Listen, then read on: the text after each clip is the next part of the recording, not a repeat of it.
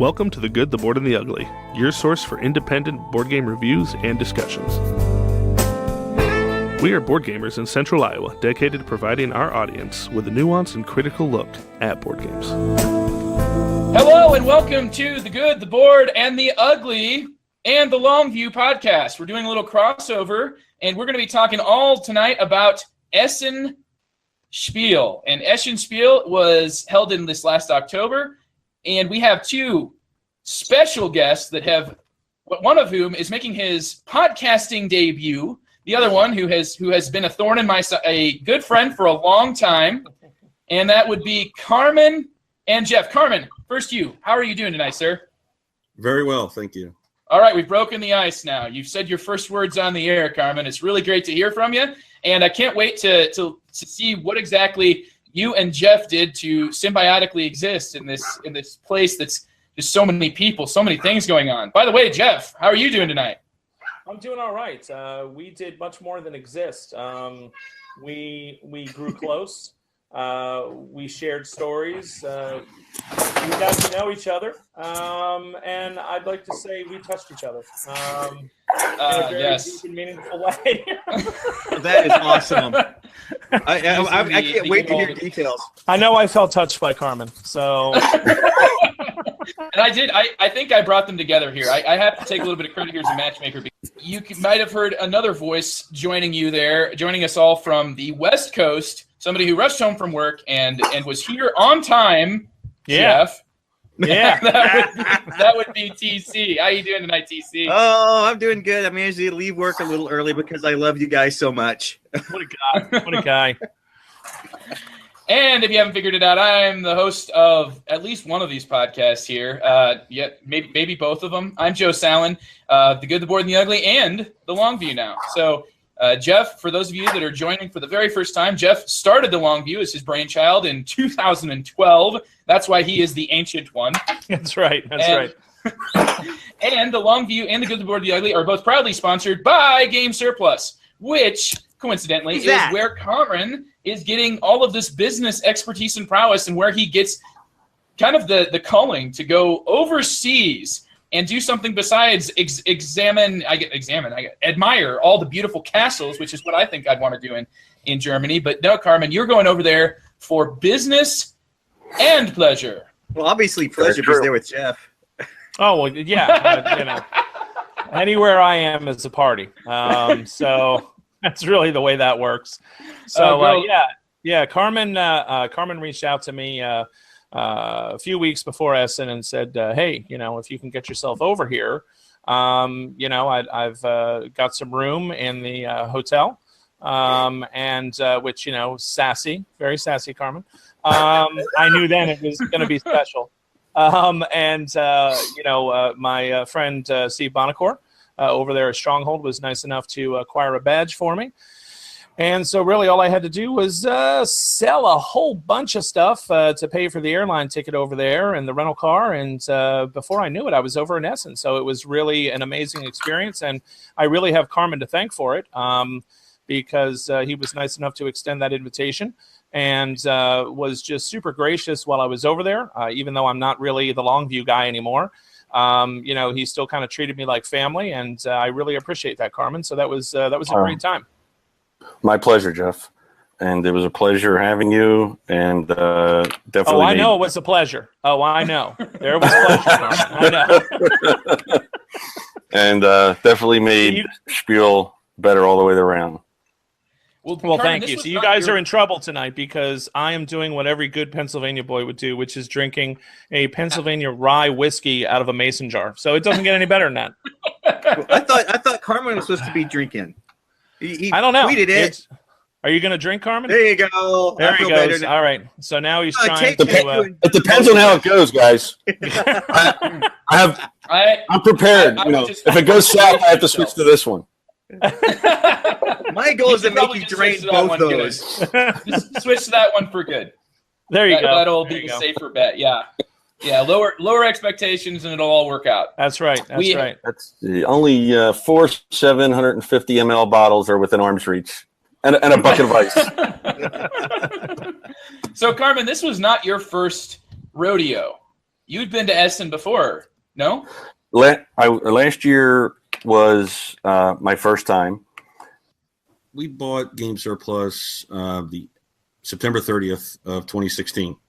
And then I quickly tried to arrange a trip to get to Essen, which was early October last year.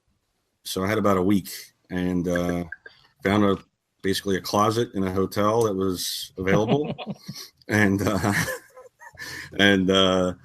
took off. And last year was really just, I went myself, didn't know many people.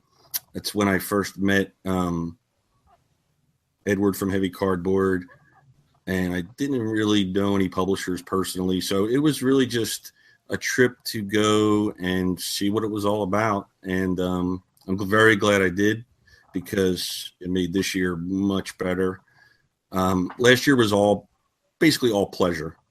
I ended up, ordering some things from some publishers after I got back. But while I was attending, I really didn't do much business-wise. It was really roaming and listening, watching, observing. I did volunteer for Artipia, because part of the reimbursement is an exhibitor badge.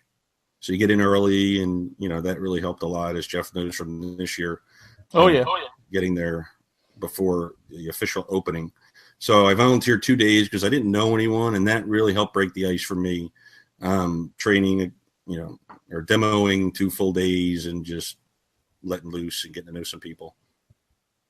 And then this year was more business oriented. Scheduled meetings before I left for every day, and I was also involved with bringing some titles back for PAX Unplugged, which is a tabletop convention coming up in a couple days in Philadelphia. So that was business part of it, but mainly the business part this time was meeting with publishers that I had worked with over the last year face to face, and it was tremendously beneficial. Every meeting that I had this year was very helpful. How about you, Jeff? How did you feel? Did you feel like Carmen did an okay job, or could you have done a little bit better here with getting you in all the publishers? I don't know that Carmen could have done anything better than he did. He was super gracious and has a very gentle touch, kind and gentle touch. Like freshly baked bread. Yes. No. In all seriousness, Jeff, you remember this? Because Carmen left his. He's got his Rambo. Yeah, he's Rambo. Oh yeah, I remember that. That was the role playing night. I understand. I remember. All right. And go with this. And Carmen always smelled so nice because he had this very special bottle of cologne that he kept in the room safe. And I said to him, "Why is your cologne in the room safe?" And he just looked at me and said, "It's the most valuable thing I own in here." And I said, "Oh my." So all I could think of was like Anchorman 2, with the selection of colognes like that he had. Covered in burnt hair. So, and I got to tell you, it was a special cologne. Sex Panther. That's right. That's what it was. 50% of the time, it works 100% of the time. So, but in all seriousness. Just so I can drown Jeff out. In all seriousness, it was a lot of fun. It was my first time, so I went just to kind of check out what it was all about. It was always kind of on my bucket list, to go to Essen. Never really thought I would have the chance to be honest with you. So, that's why I was so grateful to Carmen, and it worked out that with my wife and her schedule, and she was very gracious and, letting me go and doing all the crazy scheduling that had to happen for the kids while I was gone and everything else. So it was really like a lifelong kind of a dream to get to go. And I wanted to kind of see the spectacle of it all. And catch up with some friends. I knew Steve Bonacore would be there. I knew Phil Eklund was going to be there. And Phil was nice enough a few years ago when my family went and traveled to Europe. He and his wife, Nicole, put us up, all 5 of us, which is just crazy. And they were just so nice and showed us all around Germany. And so I really wanted to get a chance to see him again. Was lucky enough to run into Philip Klarman, who was the co-designer with Phil Eklund on Greenland. And that was the first time I'd met him in person, so that was great. There were just so many people that I hadn't had the chance to kind of meet in person that it was a real pleasure to kind of, get to go and shake hands with some people and say hello, and then see some familiar faces. It's like there's Clay again, from Capstone Games. It's like, hey, I know you. And, kind of get to see him. And it's like a funny kind of small world, It's like all these people that I'm seeing and, see Edward and Amanda, and they're like, hey, I didn't know you were coming. I'm like, I didn't know either. So it was a really, really interesting experience. And it was fun. And Carmen was great in hooking me up with a little bit of side work, working for PAX, basically running and grabbing games that PAX Unplugged here in Philly wants to debut. So they would give us this list of games and say, hey, can you go pick these up?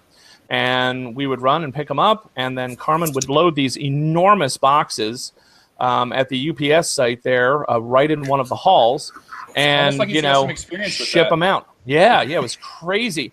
And I got to tell you, watching Carmen pack a box, if you weren't a fan of Carmen before, you're going to be a fan of Carmen now, because every time I'd say like, no, that's good enough, man. You can't get that game in there. He's like, no, wait. It's like a puzzle, and then you like take everything out, and then you put it back in.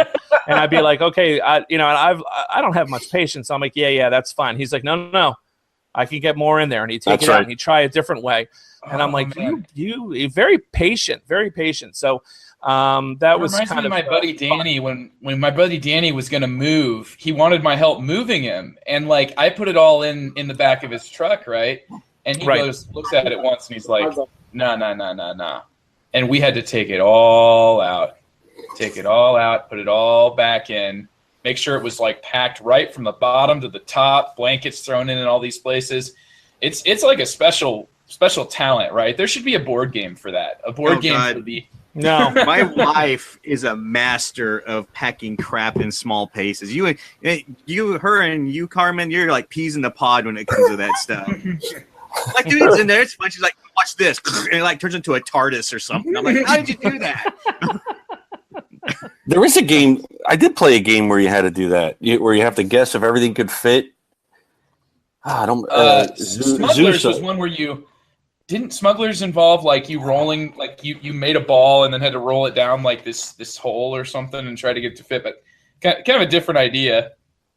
This is there was a game, I think it was Zooscape, or I'll think of it, but you keep adding these animals to the center, and then people drop out and they say, okay, I could fit those in my whatever it was, truck or whatever. And then you get more points obviously if you keep going, and then there's a timer, and then you have so much time to fit everything in there. Ooh, that's what you need, is a timer there. Time yourself. No. Carmen does not need a timer. I thought of a game that really does involve a cool spatial aspect that has a lot of that Tetris thing to it. One of Carmen's favorite games, and one that he's proud that I made the Spiel of Dreams this last year, Feast for Odin. Mm-hmm. So, Carmen. Is that a game? How you feel about that? What? TC, you haven't played the Uwe games. You can't say anything. That's right. I can't. I like it's fine. I play Babel. I like it. It's fine. It's fine. It's fine. Move on. Now, Carmen, before, he gave me a hard time. He's like, how could you not make Tramways the game of the year? Tramway is so amazing. You nominated it, and then the last minute, you chose something else. I can't believe you did it. So Geof actually taught me Tramways at the BBC. Yep. That's a fun game. That is a fun game. It's just a really interesting take on that whole sort of route building and passenger movement instead of goods movement. It's definitely one that I still enjoy. It's still in the collection. So, well, Essen was really quite an experience for me. And I just want to kind of say that it was very kind of different from what I expected. For some reason, I had in my head that Essen was going to be like GenCon times 3 or something, right? That it was going to be this aircraft hangar that was nothing but, wall-to-wall people selling games, and that it was going to be this incredibly overwhelming kind of an experience, right? You walk in and you can't even see the end of it kind of a thing. And so that was not the case at all. Like, Essen's very different. There's lots of different halls. I think there's 9 halls, Carmen? Mm-hmm. All right, so I think there are more, but yeah, I think. Okay. So there are like at least 9 halls that I knew of. And I would say each of them was somewhere between, I would guess, half the size of GenCon's main hall to maybe a third of the size of GenCon's main hall. So all told, put together, much more space than GenCon for selling games, okay? GenCon, of course, has an enormous amount of space for all of the ancillary activities going on, for open gaming and for, I don't know what they call them, like sessions or meetings and all kinds of panels. That's the word I was looking for, panels. And then there's the whole cosplay thing and role-playing. And I mean, there's just tons of other stuff going on in GenCon in all of these other rooms throughout the Indiana Convention Center. Whereas this was, very much just hall after hall of vendors. And some of the halls kind of had like what seemed to me to be a little theme. I don't know if you would agree, Carmen. Like, there was like the sort of secondhand game hall where there were a lot of vendors who were selling, used secondhand games. And it seemed like there was almost a priority. Like, if you were in hall 1, 2, or 3, you were probably one of the big boys. Like, you were probably one of the big publishers, very well-known, established reputation. As you got into the later halls, for 4, 5, 6, they were kind of your still great publishers, but smaller. Not quite indie publishers, but smaller publishers. Like I saw Tim Fowers with his games. At least I hope he finally got his games. He was in one of those halls. Yeah, he really, his first day, he didn't get his pallet in. And there was some kind of snafu. And I tried to get back to him on another day to see if he had gotten his games, but he wasn't there. I didn't spot him. He always wears that real distinctive hat. So it's always easy to spot him. And then, you got into the sort of secondary sales halls, and then eventually into the halls where there was some like artists and people kind of doing stuff like that. And maybe clothing, almost like cosplay kind of clothing, leather armor and stuff, which Carmen's very into. I don't know how many times he said, "Does this make me look fat?" And I'm like, dude, enough, okay? I don't care what you look like on the outside. It's the inside that counts, Carmen. So, and the halls were really, really full most of the time. Really packed with people, which if you've been to GenCon, you know what that's like. Really kind of crazy, wall-to-wall people. It can take you almost 20 minutes to walk from one end of a hall to another. There's just so many people. I did notice something that was very different from GenCon. I don't know whether it was a German thing or a European thing. Haven't figured that out yet. But the one thing I did notice is, like, if you're, like, let's say the average aisle can handle like 8 people walking abreast. And usually about half that is taken up by people going one direction and half going the other direction. And what I noticed is that if someone was walking and they like got a phone call or a text, or if they wanted to talk to somebody, they just stopped. They just stopped dead in their tracks in the middle of the hallway and had a conference, And it's like, hi, Hello. I'm trying to move and I can't get anywhere because the river's flowing the other direction 2 feet to the left. And can you guys like move like to the side, like out of the way a little bit so that we can get very strange. Like, just people would just stop dead and start texting or start talking to somebody or having a conversation. And it's like, I don't know. I found that odd. and a little bit frustrating at times. It was just like, move off to the side so that like people can go. It was kind of strange. And like I said, I don't want to say it's a German thing because I don't know if it is a German thing, but it was definitely a difference from GenCon. In GenCon, like if you stopped in the middle, people would definitely say something to you and would like suggest to you that you get the heck out of the way. Excuse me. Yeah, and I would do that. I'd be like, excuse me, please, excuse me. Sorry, excuse me. And nobody would move. And, it's like, okay, maybe they didn't speak English, which is possible, but a lot of people speak English. And I'm like, and then you almost would have to shoulder your way past, which makes me very uncomfortable. I don't like touching people when they don't want to be touched, which is why it took, Carmen and I a while to kind of get going.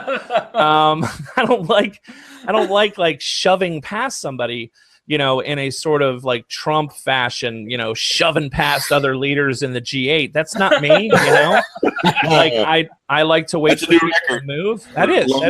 That's okay. Longest time before I mentioned that name, yeah. So anyway, so that was a bit strange. But boy, the variety of games there, the selection, so many booths were co-booths. You'd see like 2 or 3 publishers together in one booth, like small, indie kind of publishers that were sharing the expense and sharing the space. And I thought that was really cool because I'm sure none of them could maybe have afforded that on their own, but together they could kind of band together and show off their games. And so that I thought was really cool. Carmen, what did you think about the sort of spectacle of some of the booths from, the big players, like Asmodee and stuff? Like we're talking giant video screens, events, crazy stuff, right? I mean, I think day trippers loved it. I mean, there were events and they would have contests and giveaways every 30, 60 minutes, and they would have giant renditions of certain games and people would play, and it was a real spectacle. That's not where I spent most of my time or what I was looking for, but it was very popular, and I heard a lot of positive feedback about those. Yeah, a spectacle is a great word. Yeah. So regarding Essen, is Essen in any way similar to like Origins and GenCon, where you have to buy tickets to do most of these things, like generic tickets or pay for events? No, I didn't see any of that. No. And I guess maybe one of the reasons for that is the stuff that was going on that Carmen's talking about were like games related to the game that, they're trying to sell.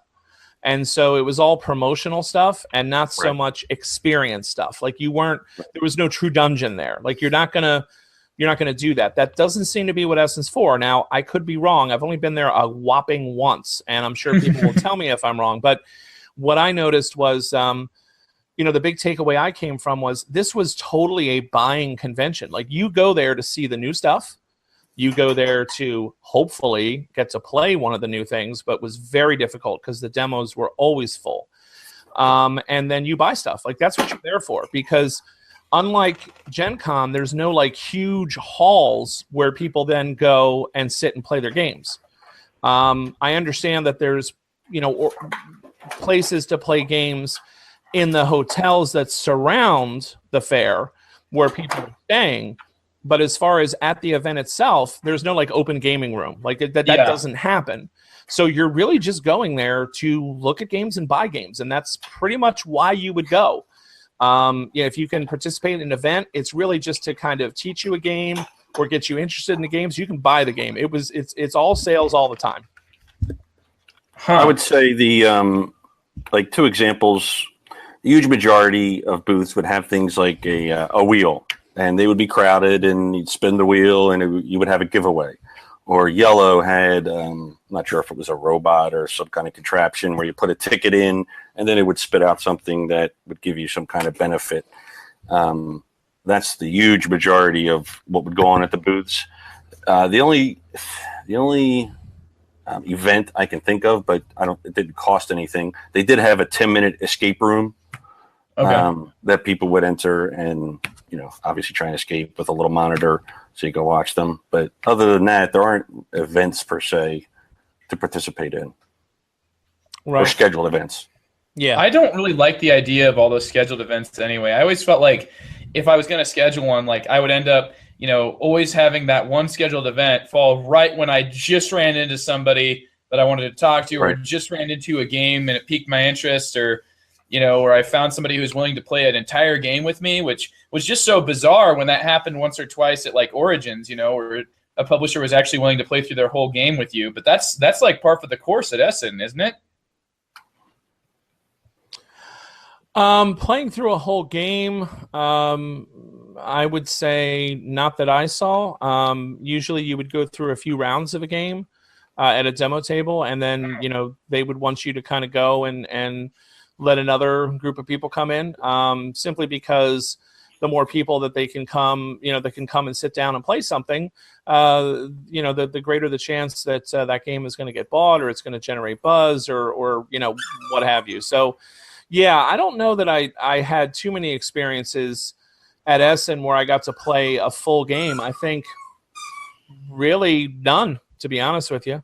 I didn't have that happen to me. Now, Carmen, did you, when you were you demoing full games or partial games? I would say it was about 50-50. Some people wanted to come in, learn a game, and then once they got it down, move on. But I would say, about half of the tables that I demoed played. Now, of course, they weren't very long games, but they did play all 4 rounds and finish the game to see if they won or lost. The main one I did was Kitchen Rush, which is a co-op game. Cool. All right. Cool. Well, actually, you know what, guys? We have talked quite a bit about our topic tonight, which is the good old Essen unpacking. And I've been really interested so far, but Carmen has served up a nice transition into his review game, which you're going to tell us now about Kitchen Rush. Carmen, take it away. Tell us how to play Kitchen Rush, because it sounds like you haven't done that enough for people. Kitchen Rush is a co-op for up to 4 players. Basically, the theme is it's worker placement, but the workers are hourglasses. So each player has 2 hourglasses of your color. Is this like time and space? I don't know. Oh, sorry to interrupt. Keep going. That's all right. That's okay. So the theme is it runs 4 rounds. It's supposed to be you're running a restaurant one evening. Each round is supposed to be equivalent to an hour. And there's the maitre d'. There's serving up the dishes, gathering the ingredients, serving, doing the dishes. The trick is there's 3 phases. One's of each round of the 4. There's a planning phase where you can discuss the plan for the coming round, who's going to do what. Then there's a real-time 4-minute portion, which is when you go ahead and do all the actions with your hourglasses and move your workers all around the kitchen and the dining room. And then finally, there's a cleanup phase each round. So what was interesting was when I explained the game, I wanted people to, I wanted to see if people would notice that the hourglasses are all different. Ooh. They don't all have the same number of sand, the same quantity of sand. So, for instance, the maitre d', which is allowing people in, and it's how you get more orders in the door to be fulfilled. The win condition, there's prestige, there's money, and there's number of orders fulfilled. And you have to meet all 3 as a team, the minimum, and there's 4 skill levels, and then there's other ways to add replayability. But it's funny to see when people would do one that would maybe take 3 minutes, because you cannot. It's counterintuitive. When you put your hourglass on your worker placement spot location, you of course flip it upside down. You can't move from that spot until it's complete. It's empty. The sand is gone. Right. The sand So of you can time. take longer. I mean, if you wanted to, if the sand is gone and you're not finished, you want to keep going, you can. But you'd almost always be finished well before you finish the task before the hour. Then you're waiting.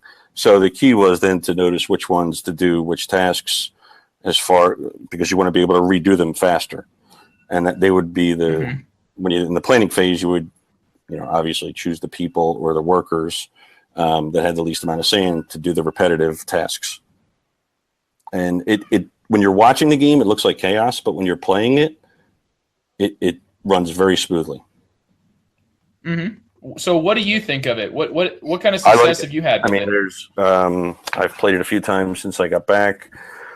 There's shopping. I mean, there's a lot to it. You have to go gather your ingredients. Everybody has their own board, and on the orders are cards, and they have a list of ingredients, a list of spices, how long it takes to cook that particular dish, and your board is comprised of when you go to the ovens, you cook it one level, so you have to have all the ingredients before you begin to cook it, and then you can add spices as the cooking process continues. So it's just trying to manage that, and then you have 3 storage facilities with the ingredients, and sometimes you need to go shopping to get more, and there are limitations to that. There are ways to upgrade equipment. So there's a lot going on that you have to kind of wing it as you're going. Mm-hmm. And then cool. So what seems interesting to me is this kind of reminds me of a lot of apps that have come out recently, like those apps where you're like a burger flipper and you're trying to do things as quick as possible, but you of course can't flip the burger until it's ready to be flipped. So this kind of works that into its gameplay in the form of all these different hourglasses. How many hourglasses are there in the game? And you've mentioned that there are different amounts of sand in each one. Well, there's 10. There's up to 4 players. You get 2 each, and then there are community helpers. Whatever color is chosen, you start the game with 1 helper, which anyone can use, and then one of the upgrades is adding a second helper that anyone can use those hourglasses. That sounds really interesting. So I referred to Time and Space, which is actually a Stronghold game. I don't know if you remember that, Geoff. Oh yeah, yeah. Time and Space is an interesting game. It's kind of a pick up and deliver game where you have these spaceships. You're kind of zooming from planet to planet, trying to deliver goods and pick up goods and manufacture goods in order to have them picked up by another player and taken somewhere else. And everything works with sand timer. So if I'm going to produce a good, I'm going to flip a timer. And when the timer runs out, I've produced that good. If I'm going to fly to this planet, I put a timer in my little spaceship and put it in the space between 2 planets. And once the timer has run out, the ship has arrived at that new planet. And if a good has been produced and is available, then maybe you can get that good. You can drop off goods, fulfill contracts. You can pick up passengers. And so everybody's doing this at the same time. And that's what, it's time and space. So, again, you have that time element of managing that, and also in Time and Space, there's a competitive aspect, because if I'm trying to go and pick up this particular type of good that this planet produces, but my route has to take me past a moon, which is basically a midway stop that you must take. So the route takes 2 turns of the hourglass instead of just 1. Someone can sneak in and snag the stuff that I wanted and take it before I can even get there. And then once I get there, I'm already committed to going there, and now I'm kind of stuck with nothing to do. So, that's kind of how the hourglasses were used in that game. Yeah, what kind of cracked me up about that game is its competitive aspect led me to just like I would always look around the table, and it's like, here are all my opponents. And we're all like staring at these sand timers, waiting for them to get done. And it just felt like microwaving your dinner, the board game. Because it was like we were all standing in front, waiting for the dings that we could start playing again. And honestly, like, that's basically what Kitchen Rush seems to be going for. But I'm really interested in this system because you're talking about making it cooperative. And honestly, in that case, instead of like looking around and just kind of like chuckling at the fact that, here we are stuck waiting for these sand timers. In that case, you're like, you know what you're going to do when that sand timer flips, because, it just, to me, like, there were a lot of things that didn't quite work about it being competitive, and they cracked me up, but they didn't exactly get me invested in the gameplay. Whereas I can see with Kitchen Rush, the timed element of Space Alert is part of what makes it so exciting, and I see that same sort of thing offering a new level to cooperative games that I don't think has been used before. I really am interested in this system that you're talking about here, Carmen. TC, is that a record for how long it's taken Joe to mention Space Alert? Probably, but I was hoping for a record on the brioche bread, but we've already the brioche, past we've that. already hit the brioche. Of course, that's what you're baking in That's Yeah, for sure. Yes, with a rib bone inside, just a bone. Pick to the bone. Yes, just the bone. Yep. All right. Nothing like inside jokes to draw people in. All right. That's just good broadcasting right there. Well, it is a reference to a previous broadcast, so I'm sure many folks have probably heard that night I was that was the night when I was when I got stung by a bee, and I was sitting here getting loopier and loopier. And I eventually made the most bizarre venom surge through your veins and your toe or whatever it was. Food reference. See, Carmen, I'm glad I'm not alone to watch this thing fly off the rails. I have a witness. Well, it's just apparently we make a lot of food references on the to board games and the things I participate in. I don't know, it's what I'm always thinking about, but this game actually seems to breed them like appropriately. So. True. I would love to give it a shot sometime. So give it the old, see whether or not it cracks me up to look across the table and see somebody staring at a sand timer. I don't know what it is, but just like it gives me just this belly laugh that makes the other person really uncomfortable because they're like, why am I funny right now? What is funny about this? You're funny. You're waiting for salt. That's why. Yeah, you're just sitting there waiting. You're waiting for salt. That's why. Anyway, well, thanks for telling us about that game, Carmen. That definitely sounds like an interesting one. I stopped by basically to bump some money off of Carmen and waited, while he was demoing and explaining, and I kind of got a taste of it a little bit. See what I did there, Joe? Taste of it. Yeah, I was going to say it was. And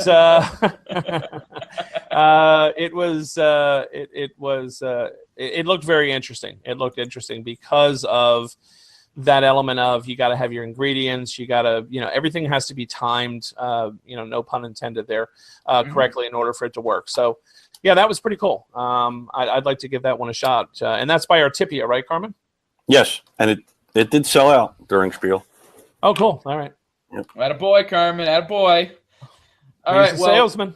Yep. Let's hear from TC. Let's hear from TC. I'm thinking I'm cooking up some food references here, TC. You gotta take over. Let us know that you're not doing it's not Battle for Rokugan. You're doing what game are you talking about? Okay, here we go. I have been very interested in restoration games lately because I've been real curious about how they're re-implementing old games. But a part of me is a little sad because I don't see myself ever having the opportunity to play the original old games. Well, much to my surprise, I was up at a local Goodwill and I actually saw a completely intact copy of Stop Thief from 1979. All right, wait a minute. I gotta call Bull on this because I just listened to the Longview episode about Seven Wonders, which was quite good, by the way. You should go check that out. The guys did a nice job with their special guests from the Hexagamers. And this is the same story you told, TC. You do a different story. Twofer. No, you can't do twofer. There's no twofers in this industry. Come on. Okay. a double two-card? Yeah, that's Jeff being mad at me, Liam. That's right. Yeah. Your dad was trying to get credit for the same story twice. Liam, why don't you talk about, we talked about it off the air. Why don't we do a little bit about Spinderella? Ooh, Spinderella. Yeah. You haven't reviewed Stop Thief yet, though, TC. I'm Did gonna you? be right back. I'll be as quick as possible. Well, I got my little 8-year-old excited now, so he's going to talk about some Spinderella. Spinderella. I'm all for that. What is just in a nutshell? Stop Thief. Was it only good for nostalgia value, or was this something you'd actually keep reaching for? I'd probably keep reaching for it. In fact, it makes me want to get the restoration game to see the changes they made on it. Thematically, it's a little wonky, but it's fun. Okay, here we go. All right, Liam, you got Spinderella right there. Tell us about it. So we got this from Game Surplus. Thank you, Carmen. What do you think about this, buddy? Go ahead, talk. Is that clapping? That's applause. See those 3 spiders? Those 2 spiders have to get. That's why they catch the ant. Yeah, so in Spinderella, you are playing ants, and it's a 3D board you assemble. Okay. And at the top are spiders that are magnets. And they're positioned, and they're connected by a string, which descends on a magnet. And the way they're positioned, the closer you move them together or further apart, descends the magnet. So what you're trying to do, essentially, is get the spiders to catch your opponent's ant, because the ants are magnetic. You want to sap them up and pull them up into the web. And you're just rolling dice, moving around. There's a log you can cover up your opponent's ants with, and you're just moving around trying to survive to the picnic table, right? And there's 2 sides to the board. There's a simple, quick side and a longer side. Which I like the longer side. And Liam does like the longer side. Why is the longer side better, Liam? That's even a longer game! Yeah. Do I really have to explain that? Yeah, you That's tell. You're gonna be playing version 3. I guess that was a bad question, Liam. Because any game that's longer is a better game. I shouldn't have asked that. You're absolutely right. So you did start the long view, Jeff. That's right. That's right. So that's cool. So you like that game? Do you like catching the ants? No, you have to restart the whole thing. Yeah. It you got it. You are the ants, Jeff. You are the ants. Oh, I thought you were the spiders trying to catch the ants. Well, you're trying to make the spiders catch your opponent ants. Oh, I got it. All right, he's going to show me the pieces because I am too old to understand this. That's why I'm the ancient one. Yeah, they're fantastic components. The game is a lot of fun. And my kids have actually been playing this by themselves, which is amazing. I got home, I'm like, oh my God, guys, you're playing this? Like, yeah, this is a cool game. I'm like, oh, okay. So look at that. Here's the spider. If you can see the spider, here it is. Is it Itsy Bitsy or is it bigger than Itsy Bitsy? It's Peter and Parker. I kid Peter you not. Parker. That's what they call them, Peter and Parker. Nice. I like that. It's got solid plastic components you build this thing with. It's an amazing game. We got the pressure plates, the short. We got the short game. Okay. That's the short game, and there's the long game. Yeah. So yeah, so it was my first order get from Game Surplus. Plug. Great, good.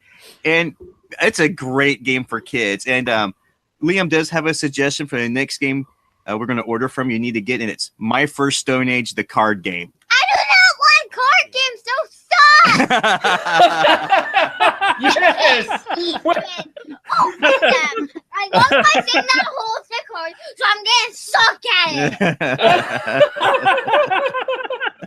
it. So that's my mini review of Spinderella. We'll get to Stop Thief later when Jeff isn't there to antagonize me. That's your mini review from your mini me. Well done, Liam. Well done. Good job, Liam. That's actually Liam making his board game podcasting debut as well. So I think he might be doing a better job than Carmen. So I don't know. But thanks again, Carmen. It's been a tremendous great game.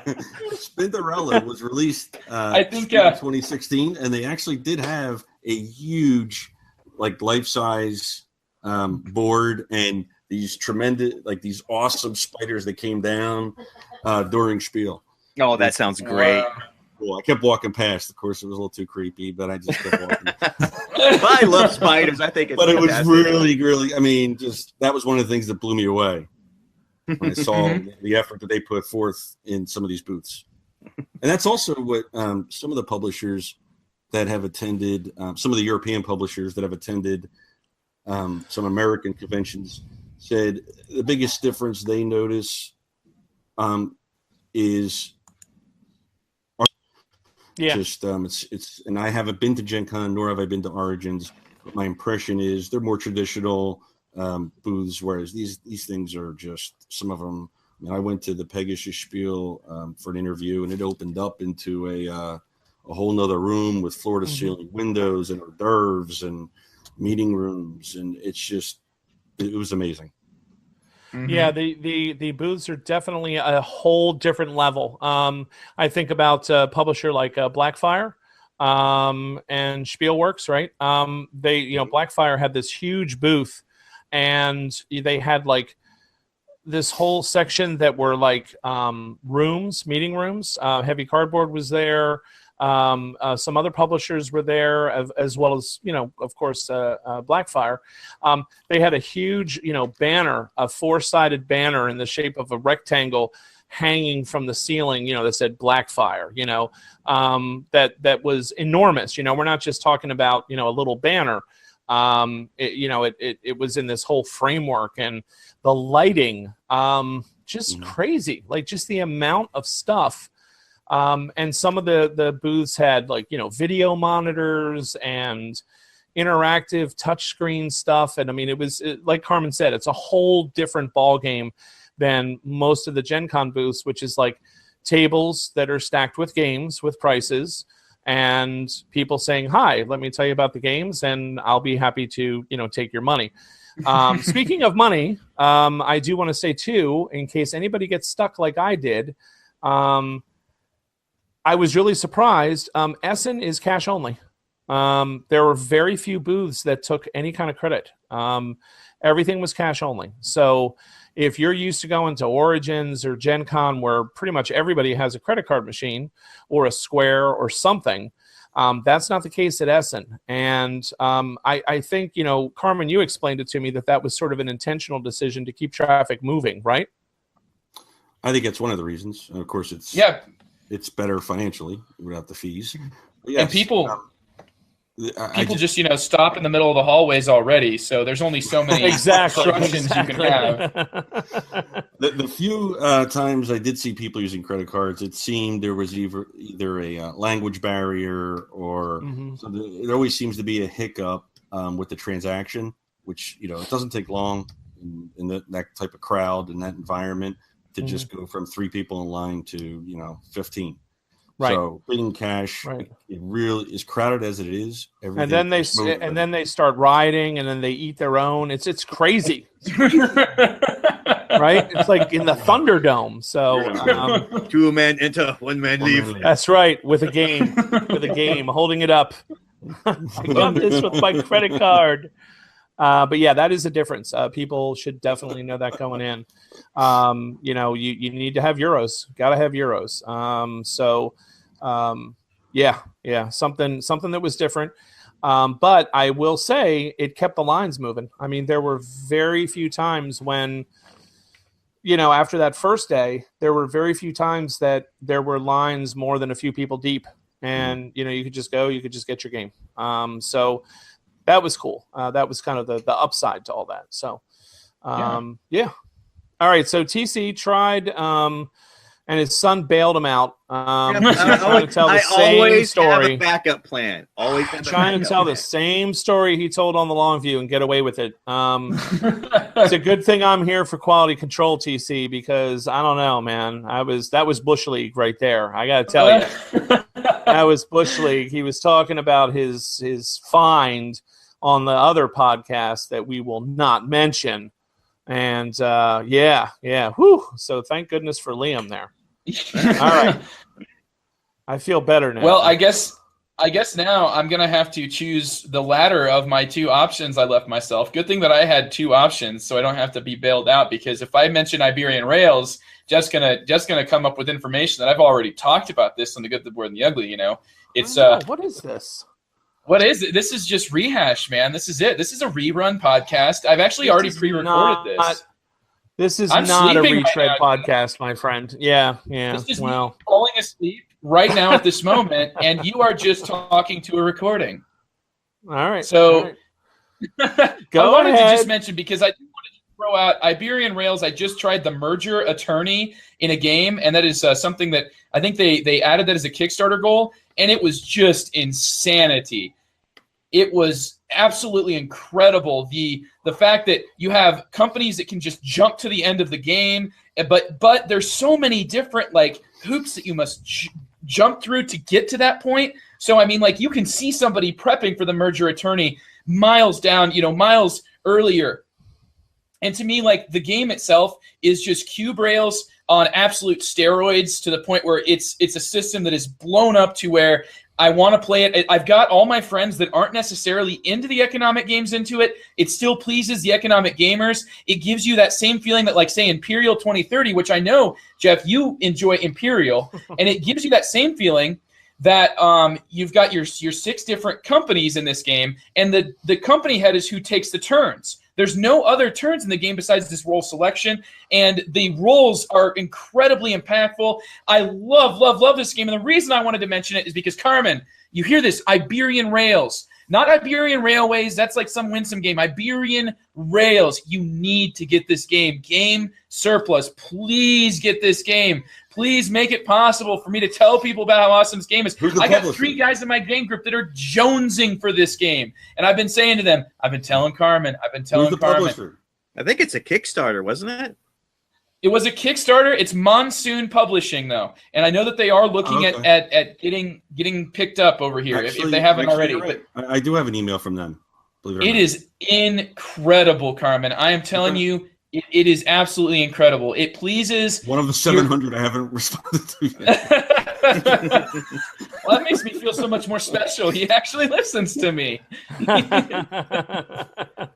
So Iberian Rails, the merger attorney, was incredible. We played with a few other new roles, but I just wanted to mention that even those kind of gimmicky roles, as the publisher himself commented on my tweet and said, it's supposed to be a little gimmicky. I was kind of this didn't feel gimmicky. This to me felt amazing. It was holy crap.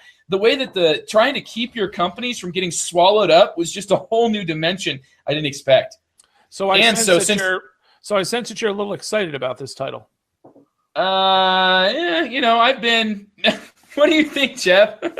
I don't know. You're gushing. I don't always get that way over games. I know you don't. That's why I'm commenting on it. You're getting really gushy about this title. Every single time I played, you know what it was, Geoff? Here was what really pushed it over. Okay. All right. The 2 buddies of mine that I played with this last weekend, both of them requested it by name. It was almost as if they talked about it before they came over. Neither of these guys are the economic style of game. Right. But they are finding that, this is a game that's about making the most money, and it's about stock, buying stock, and the companies are what's taking actions. It's so it has a lot of these things that you'd be used to seeing in, say, Imperial. It's really I would say it's closest. It's like a mixture of Chicago Express and Imperial, but with a role selection that just takes the entire system and ties it in an absolutely unsolvable knot. And I just absolutely love cracking at it each time, because it's easy to teach. It's easy to learn. It's only got an 8-page rule book, and half of that is showing you what all the different roles do. But there is just so much to it, man. I am really, really enjoying it. So, was that your review or was that your hype? Well, that was actually me sneaking a sneaking a review past you, since I figured. Yeah, sneaking a review past you. Everybody's trying to break the rules here. I know. I was going to talk about Joraku, which is a trick-taking area control game. Yes, that's a cool little game. That's from Tasty Minstrel, right? Tasty Minstrel, exactly. I couldn't believe how this game worked. We played it with 3, and it was an excellent little game. It's a blast, yeah. You have to follow suit like a trick-taking game, and normally it's the highest card no matter what, like if you lay off in this game, it still counts as though you were playing in suit, right? So a lot of times in trick-taking games, when something gets led and you can't follow suit, you just have to throw away a card. But in this game, that really gives you some sort of flexibility. You can sometimes choose which of your cards you play as opposed to being forced to play something. There's only 3 suits in the game, though, and you've got an extra kind of the fulcrum of the game. Yes, thank you. Yeah. Yeah, you're welcome, Jeff. Yeah. Yep. I've watched. You watched videos, all 2 videos, I think. Yeah, go ahead. Yeah. The old Jeff Gambill 2 video. That's 2 right, videos, man. baby. That was 2 it. video review series. That was it. The fulcrum. It was amazing. It was a simpler time, Joe. I think you had about 7 or 8 views. I did. Yeah, it was like 7 or 8 people. You were probably one of them. I think I was actually all 7 or 8 of them. But yeah, I kept coming back to it, man. I loved it. Trying to learn from the ancient one. I understand. So Joraku, though, has a card that's called the Ninja. And the Ninja wins the game if a 6 has been played. Only if a 6 has been played, which the 6 is as high as these cards go. It's 1 through 6. Wins the hand, though. Don't say wins the game, because then people will be like, that sounds like garbage. Right. That wins that, not the hand even. That wins that trick. Right. Let's bring it back to trick. All right, trick. All right. So good all the way call, back to the beginning. Right. Trick thing. So it wins the trick, and winning the trick gives you like this sort of special scoring, meaning that you're gonna, whatever region you have this little daimyo is in, that's the region that's going to score. And if you are if you have the biggest presence in there, you're going to score a certain amount of points. There's points for second and points for third. But the 6 regions on this board are all linear because you're kind of trying to get to Kyoto. And the funny thing is, there's 3 hands in the game. At the end of each hand, there will be a scoring, but you start farthest away from Kyoto with the highest scoring regions in the first round, and those kind of diminish returns up until you finally get to Kyoto, which doesn't even score in the first round. But in the second round, that starts, the journey to Kyoto kind of starts. It's like this kind of march to Kyoto. And by the last round, you're scoring like double the points that you would have been in the first round for this final like Thunderdome that ends up taking place in Kyoto. But every time that you play a card, it gives you the coolest choice in this game is that when you play a card, if you play a 1, that's a very weak card, but you're always going to get to take an action with that card. And you only have 10 cubes in the game, but if you play a 1 and you have at least 3 cubes, or you have some cubes in your possession, you can put up to 3 of them in the 1 region, which is extremely efficient because the 1 region is right next to Kyoto. Whereas if you play a 6, you're putting 3 cubes in this faraway wasteland that takes you forever to get to Kyoto. However, if you play a 6, you could, instead of deciding to put out cubes on the map, you could instead choose to use your operation points, and you get 6 of them, which you can use to move around your daimyo or just start murdering dudes with that daimyo. It's all the pieces in this game have a push and pull, and it is beautiful how they work together. It's so weird for me to say this, but they've made trick-taking marry together with area control. That's not possible. How did you do this? Yeah. No, it can't be. Try out Joraku. It's a really cool game. Yes, it is. Yeah, absolutely. Have you ever played Condottieri? Oh, yeah. I've not. How does it compare to that, Jeff? Condottieri is... It's not trick-taking, but it's... No, but it's that same kind of hand management, card play. I would say it feels a little similar in the area control and the hand management and the timing of when you're going to play your cards, okay? But where it feels different is the change in valuation of the areas on the board, right?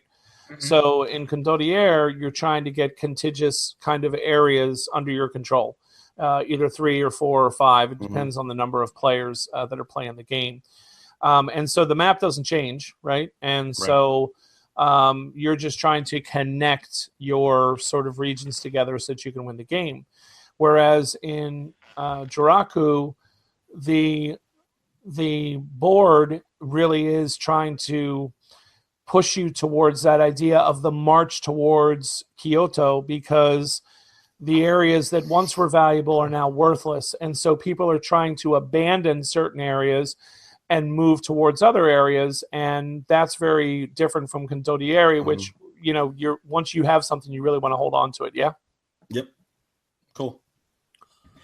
Interesting. So yeah, Joraku is a much more mobile game. You are moving towards you're moving to where the best places are for scoring. And that to me, like the fact that you're using your operations points to move yourself, to move your daimyo, to get rid of other players, like that operations versus putting guys on the map versus sort of your recruiting action, it felt to me like just a pivotal decision that always made the lower cards effective. And when you're at the beginning, choosing like any trick-taking game, what cards you're going to pass to your opponents, that's a tough call because you're like, hold on, getting to put my stuff out here in the one region seems really nice. However, it makes you think twice. Let's play this. It makes you think twice about killing somebody's dudes, because if they have a 1 there at the end of the game and they just poof all those dudes out on the board in the one region, which is is the second highest scoring, there's some nice little decisions to be made, and it's surprising how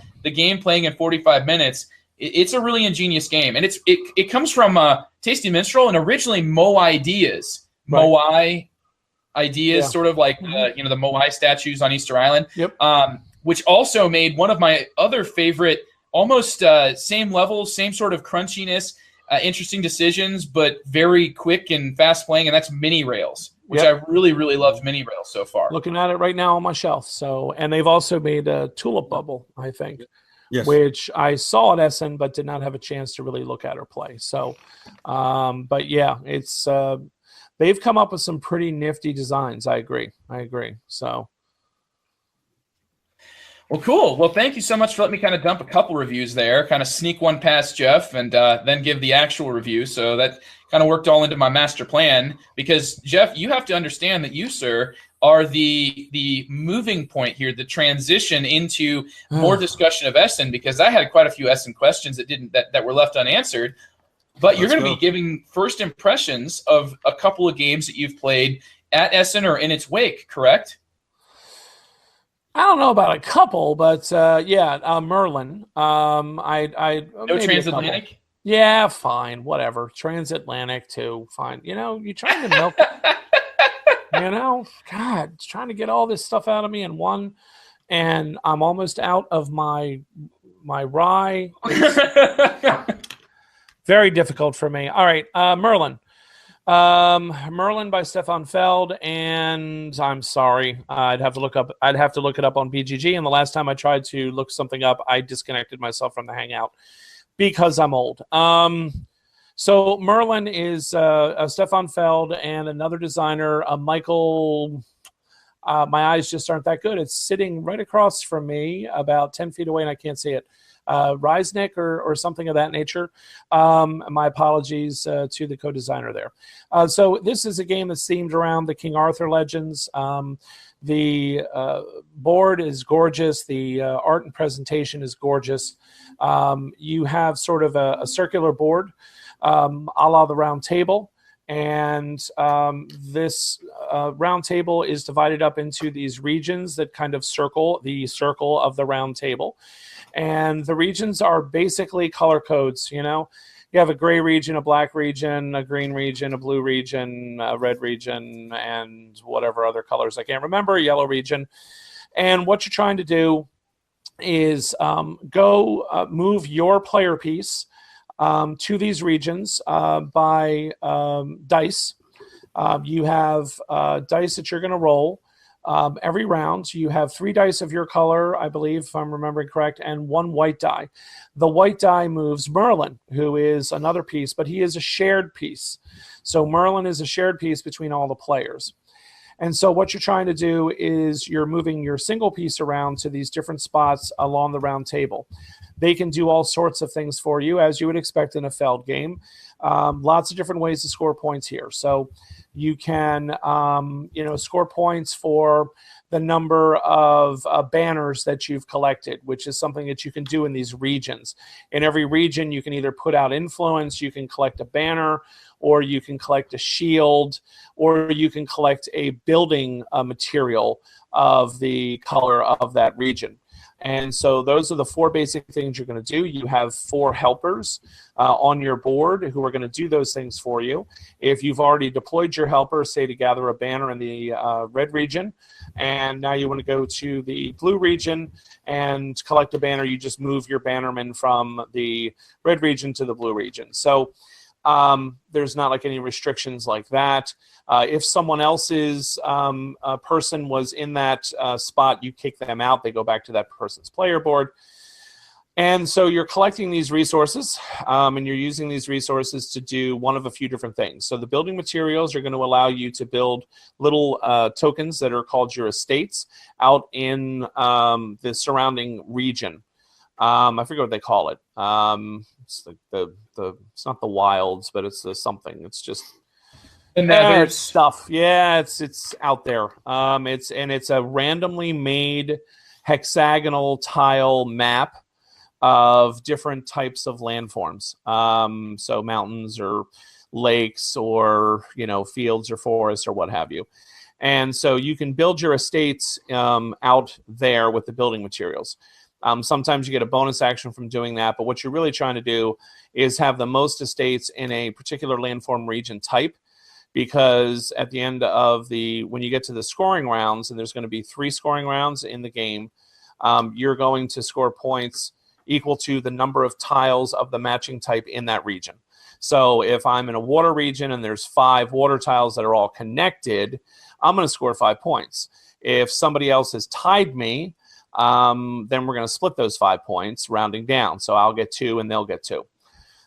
Sometimes when you place one of your estates, you're going to get a little one-time bonus that's very helpful in game terms. So that's kind of cool.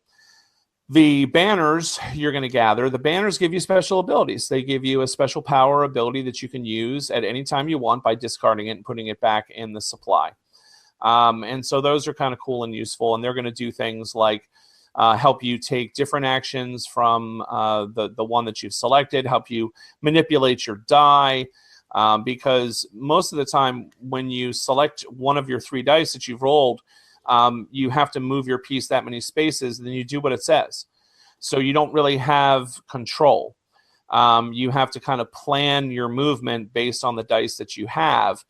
There are, of course, things to mitigate it, like Feld always has. There are these little apple tokens that are like gifts from the gods, I guess, that you can get that will allow you to change a die to any face you want. Okay, cool. But you start the game with 1, and getting more of them is not easy. You have to get the Grail in order to get those. So these banners are very useful because they might let you flip a die to its opposite face, or the banner might let you take what's called a mirror action. So I'm not going to take the action of where I am. I'm going to take the action that's directly across from where I am at the opposite side of the round table. So those are really kind of cool. Then you have the shields. The shields are used to repel invaders. So at the start of every round, you're going to pick these invader tiles. I think you pick 3 of them. And you have to deal with them after every 2 rounds or you lose points.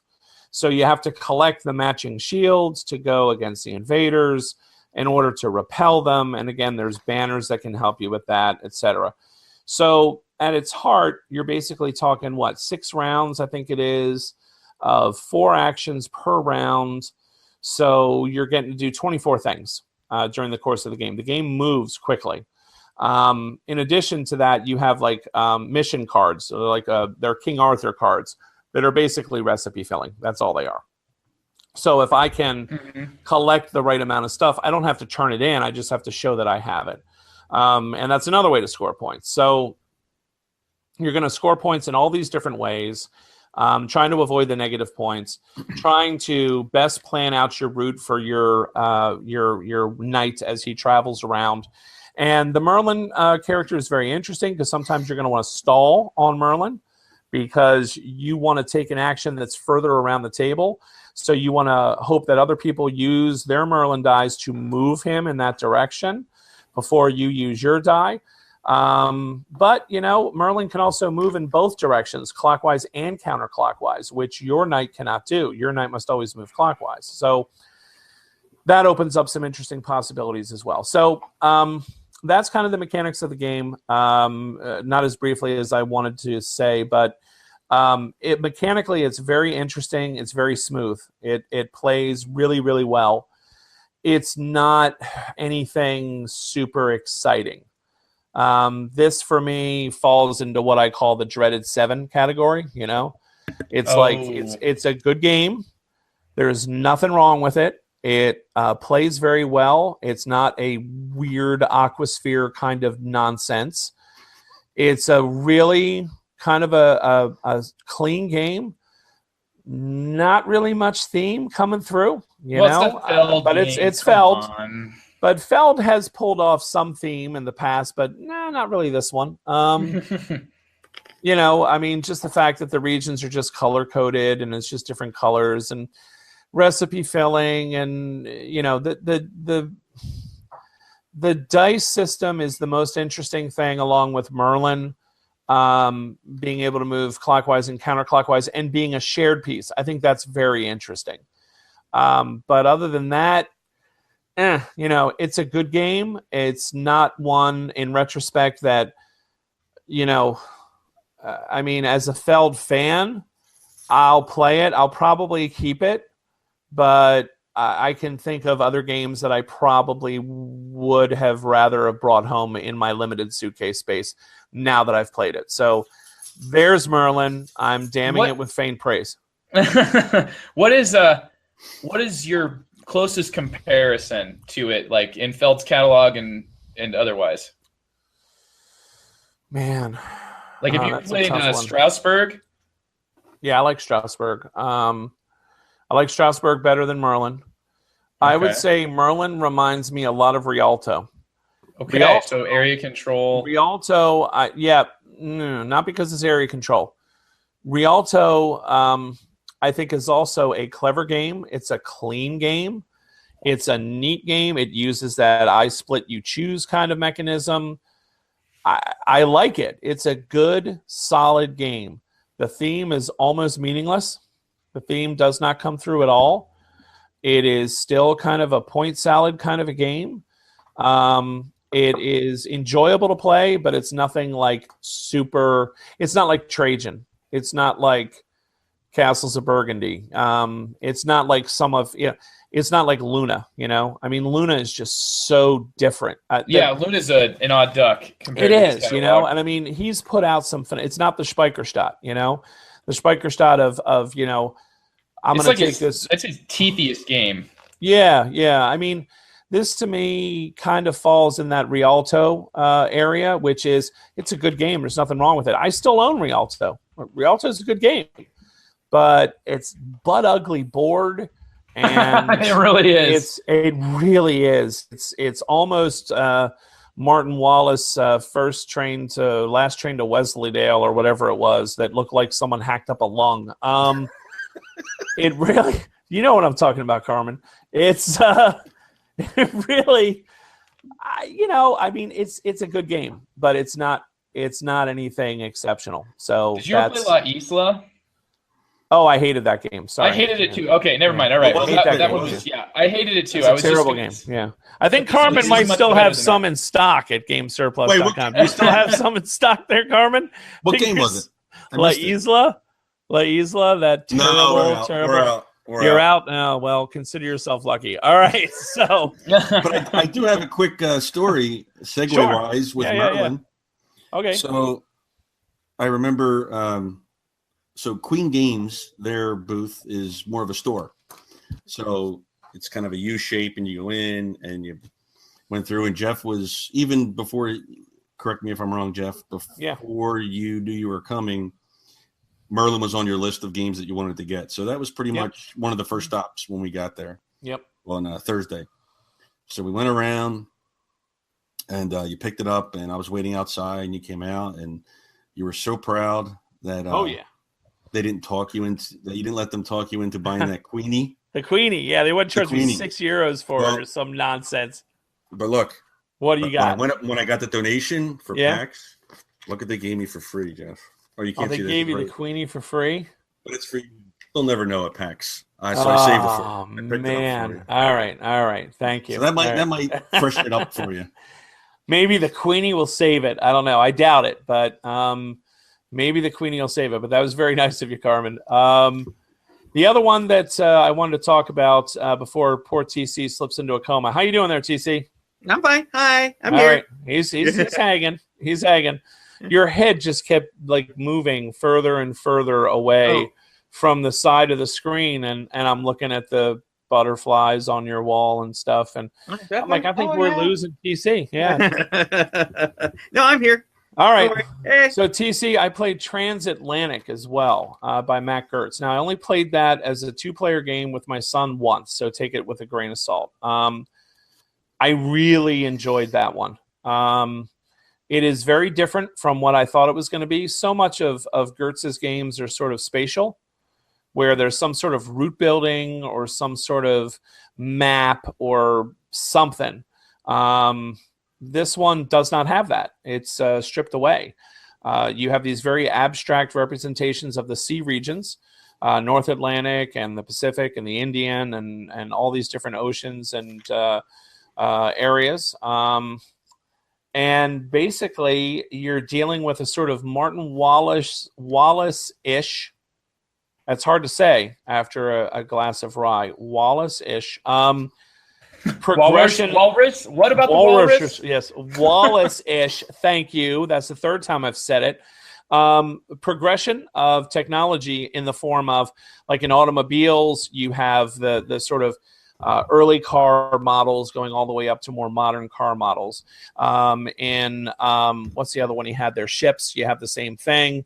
And aeroplanes, you have the same thing. You have these newer and improved models of airplanes. Well, in this one, you have all of these ships, primarily steamships, passenger ships, cargo ships, starting from, they're all historical. As usual, Matt Gertz has this really cool book in there that details and gives you information about every stinking ship in that game, which is really kind of interesting. It's a fun, geeky thing to read.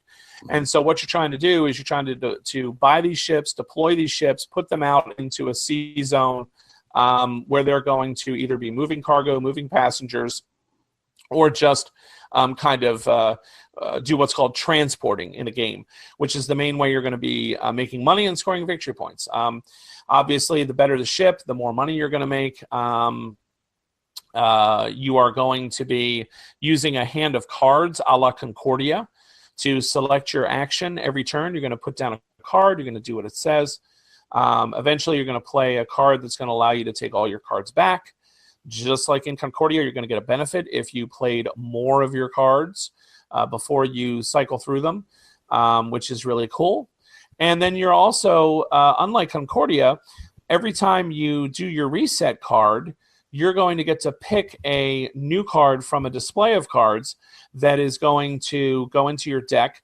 Actually, it doesn't go into your deck. You play it immediately, and you execute the effects immediately. So when you play that card to take your cards back in your hand, you're picking a new action card that's going to go into your deck, but you're playing it immediately, which is really cool. So it doesn't so much feel like you're passing a turn because you're still getting to do something amazing, which is really pretty nifty. So you're going to be buying ships, you're going to be putting them out, you're going to be stocking them with coal, you're going to be transporting either by region or transporting just using a couple of your ships. And the whole trick is every time you buy a ship from the display, what's going to happen is whatever is the last ship in the line, meaning the oldest ship in the line, is going to come off the display and go into what's called the docks. And the docks is a display on the side, and what you really need to think of it as is a stock market. So every ship in the game has a color. I think there's 6 colors. There's like blue flags, white flags, red flags, black flags, green flags. And that's a minor annoyance, is sometimes it's hard to tell the difference between the blue and the green and the black. They're all very dark, at least to old eyes. And you sort of arrange these cards as they come off and into the docks into light-colored piles, into columns, so that you can see.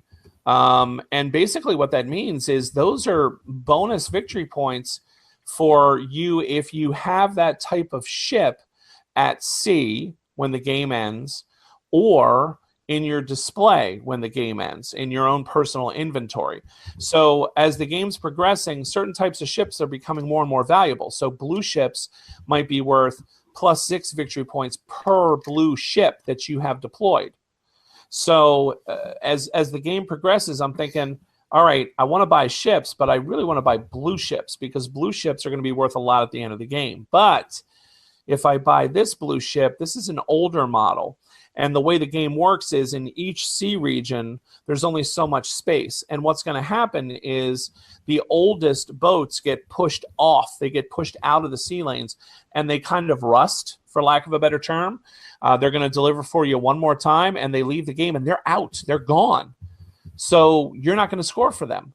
So you're trying to time it so that you can have ships at sea when the game is about to end that are going to be worth a lot of points according to the stock market of the docks on the right-hand side.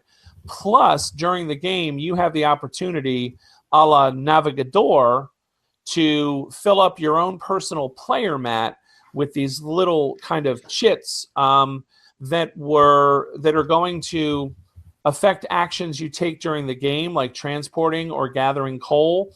But each of those columns is tied to a color of flag. So if I can fill up my blue column, right, that means that every blue ship for me is worth 7 points. Plus, it's a bonus of 6 points on the market. So that means every blue ship that I have at sea or in my personal holdings at the end of the game is worth 13 points. So there's a lot of kind of thought that has to go into what ship is best for me now, what ship is best for me later. How does that sort of virtual stock market of the docks seem to be pushing? Where does it seem to be pushing us towards? What types of ships? That breeds competition for those types of ships. There's all kinds of stuff going on. So at heart, it's a midweight to light heavyweight economic game. And it was fun. Like, my son and I really enjoyed it. It was definitely a fun game. I would say it has more in common with Navigador in feel than it does with Concordia in a lot of ways. And like Forrest Gump would say, that's all I have to say about that. I haven't played Transatlantic, and honestly, Geoff, I appreciate your perspective, but I feel like the thing that always makes me so interested to come back to Concordia, like, as much as I do enjoy Navigador and occasionally we'll play it online with the new system that's been released on Yucata.de, it, like, the way that you're acquiring the tiles is a little bit less exciting than the way that the cards are working. You know, there's just a little bit more like in Navigador. I mean, don't get me wrong, I like it. I enjoy the game, but I feel like Concordia, it just kind of pushes the system a little bit further. It also pushes the rondel system into kind of like a non-linear sort of rondel, right, even though it's not at all. So it sounds to me like it's using this non-linear rondel system like we see in Concordia, you know, which they're calling like hand management sort of thing. And then it's using more of a scoring system, like more of an open scoring, and more of maybe a focused scoring that you'd see in Navigador. Yep. Absolutely. You have a pretty good idea of what end game scoring is going to be. It's not like Concordia where new players often complain that they have no idea how they're doing. So I would say, definitely that's an accurate description. Yeah, I gotta try it. But I'm not gonna lie, like, both of those games, Navigador and Concordia, have boards, and in Concordia the board is just so important. You know, and we're seeing all these different expansions. They have the Egypt expansion, Egypt and Crete, I believe, the expansions that were out at Essen for Concordia. And I mean, you know, like, this is a game system that's almost like become the new Euro Age of Steam, like the more Euroized Age of Steam with all these maps, and each of them has a nice little spin and makes you just, you know, keeps its relevance. And so I'm kind of wondering, you know, like, is Transatlantic really going to crack into that nut? Because it seems like it shares quite a bit of similarities. Maybe, but without the board, I don't know. I don't know how people are going to feel about it. I don't see that this is as expandable as Concordia is. No, I think this is its own thing. I would not be surprised if this game predated Concordia. It really does almost sound like it was a project that stemmed more from one of the offshoots of Navigador, whereas Concordia would have been the other direction to go in. Yeah. I'd be curious to talk to him to find out. So he was nice enough to autograph my copy there, so I have an autographed copy, which is awesome. So you can't have that. I have that. That's mine, Joe. I think that you can keep it. You can keep it for yourself, Geoff. Now, you'll be jealous. Once you play it, you'll be jealous. You'll say, man, I wish I had a cool signed copy like Geoff did. All he had to do was go to Essen to get it. Yep, that's right, dude. I never had considered going to Essen and how great it would be to end up with a copy of Transatlantic. He shut down his camera because he's so embarrassed. He's so sad, really. He doesn't want us to see, Carmen. He doesn't want us to see. Hello. This is me looking you in the eye. Now he's back. Now he's back. Oh, brave. Here I am. Brave soul.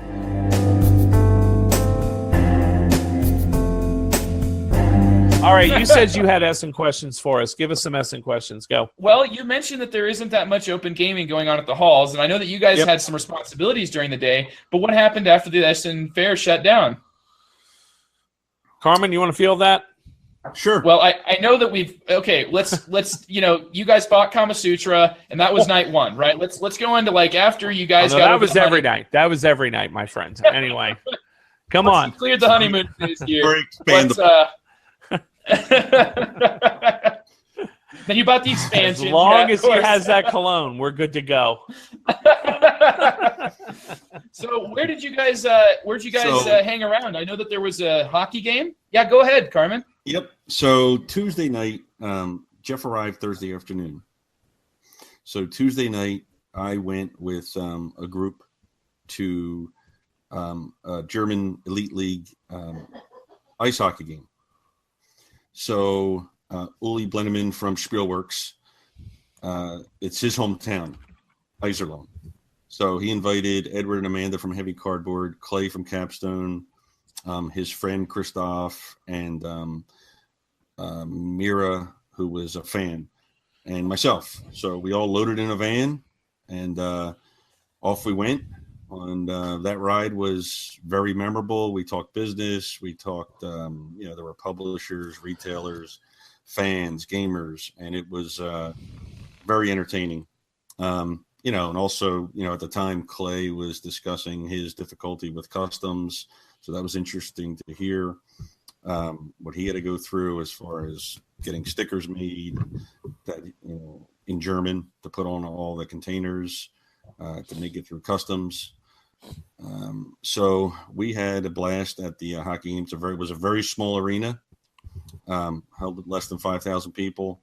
We were in a standing room section, and the quality was great. It was, think of when you see, European soccer matches, flags waving, chanting, singing throughout the entire game.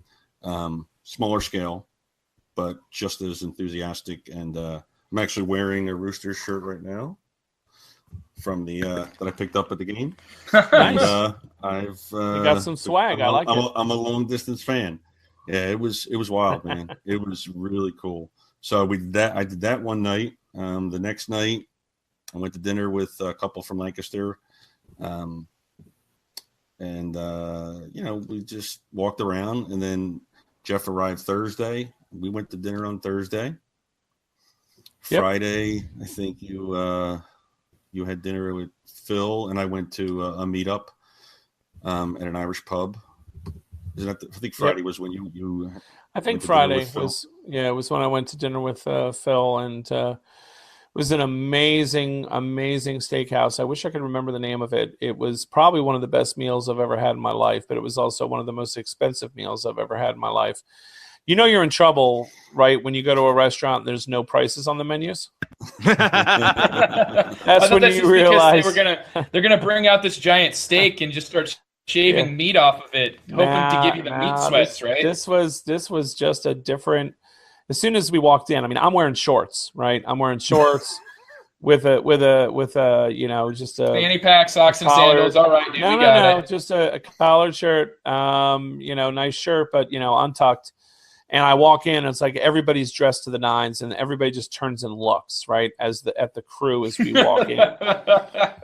And I'm sitting there, and I'm like, all right, clearly we don't belong here. You know, and everybody had been looking at me crazy all week because I was in shorts. You know, because it's in the, you know, the high 50s, low 60s, and everybody in Germany is like in their winter coats with scarves and stuff and sweaters, and I'm just like, nah, I'm a large mammal, and it's not that cold. And boy, when you get into those halls, you want to be wearing shorts because it's hot in there. So I was a happy camper, but still walking into a restaurant like that, no. So we sat down, very elegant restaurant, sat down at a table, and had this amazing, absolutely amazing meal. It's the first time. It's funny because it was the first time I had bison. It was in Germany, so go figure. And it was absolutely incredible. Everything about the meal was amazing. So great company. Talked with Philip Klarman. Heard a little bit about some games that they're working on together. Like Bios Origins, which is kind of the sequel to Phil Eklund's Origins game. So hearing a little bit about that, hearing about a game that Philip and he are working on about possibly about the whole Emancipation Proclamation and possibly just kind of the whole worldwide issue of slavery. Really interesting topic those two are thinking of tackling. So really interesting conversation as always, and fantastic meal. So that was really cool. Yeah. So that's what I did, I think, on Friday night. And then Saturday we went out to dinner again, right, Carmen? Yes. We went out to dinner again. Where did we go? We went to that place that had the picture from Philadelphia. From where I lived. So yeah. So we're sitting at this restaurant in Germany, and I happen to look across, and I see this photograph, and it's the very famous little thing from Philly that just says love. It's LO on the top and VE at the bottom. And I was just like, that's from Philly. And Carmen looks over, and he's just like, son of a gun, man. Not only is that from Philly, but the building behind that love sign, that sort of sculpture, is the building that I lived in, and you can see the window of the apartment that, you know, and it was just like a really strange moment. It's like we're sitting here in Essen, Germany, and there's Carmen's apartment. Did you guys pull one of those like, hey, we're in Germany, what do you want to have? Oh, let's go grab a hamburger and some American food. Carmen did that, yes. Oh my goodness. No. What did I have? As a Spanish teacher and ambassador. Carmen, no, absolutely not. You need me there telling you what you can and can't do. I had schnitzel. Wait a minute. I What did I have? I don't even remember what I had. What did I have? You had the American burger. You had the big burger. I had the schnitzel. I had the schnitzel. Okay. I believe you. And then the other dinner you and I went to, we had some Italian food. Yeah, that was the Italian-German food. The rest of the time at the fair, when you're at Essen, there's lots and lots of food choices, but a lot of people, of course, go for like the currywurst or the bratwurst and all of that kind of stuff. Great stuff. You know, currywurst with fries and bratwurst. And interesting side note, if someone offers you a sort of white-looking thing to go with your fries, that's not a soft cheese. That's mayonnaise. So apparently they eat fries with mayonnaise, and I had forgotten about that. So I got this delicious order of fries just heaped with mayonnaise, and all that I could think of is I'm gonna die if I eat this. So gross. But it's like yeah. Did you take a gigantic like a ice cream scooper full of butter too and put that on the side of your plate? No. But you know, actually, it's not bad. I tried it. I tried the fries with the mayonnaise, and it's not bad. I still prefer ketchup. Or the curry, the currywurst comes in this lovely plain kind of fries. gravy. Yeah. But no, not plain fries. No, I think I'd rather have the mayonnaise. But yeah, so Really? just that's mayonnaise. Yeah, it's interesting. Ugh. Very interesting. Hot mayonnaise. Ugh. No, I didn't say it was hot. Well, the fries were hot, right? I mean, were the fries like cold or something? No, it's a nice temperature contrast. I don't know what you're talking about. Open your mind there, dude. Okay, I know mayonnaise and I know. Listen, French fries. no. Pretend I'm like Kuatu in Total Recall, telling you open your mind. Open your mind to mayonnaise. I hope you don't look like him. I do look like Kuatu. Corn on the cob in Mexico, and they dollop mayonnaise all over it and then cover it in chili powder. Enjoy that, Jeff. That's where it's at, apparently. That's good stuff. Actually, I would rather have that than I would have any other hot mayonnaise, but it's still just. I know hot mayonnaise and ketchup. Some fry sauce could be really good. Hot mayonnaise. It is. Well, fry sauce. I won't tell you what Carmen thinks of hot mayonnaise. So. Well, you two are alone in a room. Carmen, look at him. I will tell you that we also got to watch American football in Germany, which was awesome. So we're watching, and it's German commentators who were really fired up about it, and it was really cool. I got to be honest with you. They were like really intense about it, and it was cool. And I could understand almost nothing of it, but you would hear something like face mask, or you hear you would hear, and then the referee would come on, and you'd hear the referee explain the call in English, and then they would overdub it in German. But that was kind of a surreal experience, like watching, what was it, Carmen? It was like Atlanta and somebody. No, it was a great game. It was Houston and Houston and Seattle, I think. And Houston and Seattle. Atlanta, it's close. Yeah, Houston, Seattle. Atlanta, very close. Houston and Seattle. I was basically awake every night, all night, with the TV on until it bothered Jeff. Mm-hmm. And then eventually I would turn the TV off. Right. And then I would have my laptop or iPad and listen to the Flyers or something, some sport that was going on overnight. And I didn't. Yeah, Carmen. Carmen was what he's an interesting guy because no matter what time you wake up, he's already awake. So it leads you to wonder whether he ever sleeps because I wore you every time I woke up. That's the real secret behind that Sex Panther cologne, man. You put that stuff in, it's pure human adrenaline. It's like the crap he took at the end of Fear and Loathing in Las Vegas before he wore the crocodile tail. Exactly. Yeah. It was one of the things, Carmen was always ready to go. He was always awake, and it was interesting. So the 3 or 4 double espressos every morning at breakfast. That helps you out. That was a good start. That helps you out. Yep, absolutely. So no, that was cool. So I mean, there were so many cool parts of the trip. Either, restaurants, people that we met, conversations that we had, places that we got to go. I had a really fantastic conversation with a policeman who was trying to give me directions to get me home when Carmen abandoned me. I guess I didn't please him, and he left me. Well, you got to go back to Kamasutra, he man. Got to go back to your me. studies. No, I want to be the balloon. Everybody wants to be. Sounds the like balloon, this balloon may have just floated away. So I had to ask a nice German police officer how it was that I was supposed to get home, and he understood almost no English, and I understand very limited German. So it was, but he was so patient. He was so nice, Well, he's used to it, like everybody just gets on their phone and just stands in the middle of the road. You kind of got to, exactly. be ready for it. I didn't say people stood in the middle of the road there. Right? Don't get me in trouble with the kind people of Germany. I'm just saying that when it comes to walking through convention halls, they're not afraid to stop. Okay. So, what other questions do you have for us? Because it's getting we're at 10 o'clock here. There, man. I guess that was 2 hours. Come on.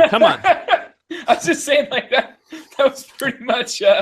That was one question. And I'm That was pretty one sure question. The answer was about the length of a normal podcast topic. So the answer was this. What did we do afterwards? Here's everything that we did. Thank you for Here's asking. everything we Yes. did. That's right. That's right. We told you everything. To me, when people ask about, again, I haven't attended a lot of other conferences, or conventions, but it feels like one big inclusive party. Like no matter where I am, whether it's at dinner, you run it. No matter who you run into, you don't know them. You may know them by name, but never met. Everyone is, and it sounds cliche, I know, but it's like nothing I've ever experienced. The level of comfort that I have a smile plastered on my face from the moment I get there to the moment I leave. It is. You're welcome, Carmen. You sucker. When we went to the hockey game, I hugged Amanda, and we were literally jumping for joy just being there. Right. And that's, one day I was visiting Paul at the Quinted booth, and he had visited Lancaster a while over the summer, and he pulled out a pen for me to sign what I was picking up, and it was a game surplus pen that I'd given him. So I was like, oh yeah, I made a big deal, and then I heard people, laughing, and I turned around. It was Suzanne and Mandy from the Dice Tower, and then we chatted, and then I ended up seeing them before I left. And it's all those little, impromptu meetings that occur every day, all day. I mean, when I met with White Goblin or any number of publishers, it just was phenomenal. Just the comfort level. And, I'm like a lot of gamers. I'm not the most comfortable person in a foreign environment. So, but I've never felt more welcome. And that's really when people ask about Spiel, that it's truly something you need to experience to understand how different it is and how welcoming and special. Yeah. At least in my opinion. No, I think you're right, Carmen, because you get that feeling from, the people at Spiel, whether it's the publishers, whether it's, the volunteers, just tons of volunteers that are there. We all speak the same language, the language of, just games and having fun and hanging out together. And we're kind of among our own tribe, Every convention has that feeling to an extent. But I think because of this, the sheer size of Spiel and, the game fair there, you really do get that kind of feeling that, you're among your own there. And everybody understands you and you understand everybody else, even though you might be from all these different countries. And that was another thing that was really cool about the experience is just hearing the different languages, hearing the accents. Yes. Yep. Carmen and I were there. And we're packing up boxes, or Carmen's packing, and I'm watching. And there's these other guys that were literally trying to encase their boxes in tape. It was really fascinating to watch, but they were like so happy. Mm-hmm. They were packing up their boxes, and you could hear them talking, and you could tell they were Spanish. They were from Spain. And they're getting everything ready, and you could hear them kind of talking. And every once in a while, I'd hear the name of a game. And I'm like, they're just sitting there and they're just talking about all the cool stuff that's in this box that they're going to be shipping home or taking home. And that's just such a cool thing to see, really, really kind of nifty. Meeting people from, the UK, saying hello to Tony Boydell, all these different people from the Netherlands, Czech Republic. Just all over the place. Just really, really neat. Because when you're at GenCon, you're I'd say 85-90% of the people, at least in my experience from the 2 or 3 times I was there, American. When you're at WBC, you actually get a little bit more. You have a large Canadian contingent, and then you have some people from Europe and from the Far East, from like Japan, who come over. But this convention is unlike anything because, you know, Europe is such a hub. There's so many people from so many different places, and yet everybody's there for the same reason. So I agree with you, Carmen. It really is a special kind of feeling. So did you guys get to play many games outside of the con, or was it mainly like kind of events and networking? We played one game that I'm aware of. We played one game of Flea from Friedman Fries in the Fast Forward series there, put out by 2F Spiele and Stronghold. In our underwear about 1 a.m. Yes, on top of a suitcase. Yeah, as a table between the two twin beds that were about, what, 4.5 feet apart from each other. Was that pretty much it, Carmen? I mean, it was a tight little room there. But the good thing, the ceilings were like 20 feet high. So, you know, it was just a lot. And the window's open. And the window was open. Yeah, I opened the windows because I'm always hot. And you're always hot. Oh, Carmen said, if you didn't hear that, he said, me too. Real quiet. Real quiet in the background. He's like, me too. I'm Subliminal like, messaging. You don't have to tell me. You don't have to tell me. That's right. So, yeah. So, I mean, it was definitely a nice place. It was clean. While we're talking about that place, man, oh my God, I have to tell you about the breakfast there. So Carmen found this place that has the best breakfast anywhere in the world. Okay. Now, that sounds like hyperbole, but it's not. So what you do is part of the cost of this hotel, you go downstairs in the morning and you have breakfast, and they have like 2 or 3 different types of eggs. They have the hard-boiled eggs. They have the soft-boiled eggs. They have a whole bin of sausage cooked in bacon, and then they have like every type of bread that you can imagine. Yes, even a brioche.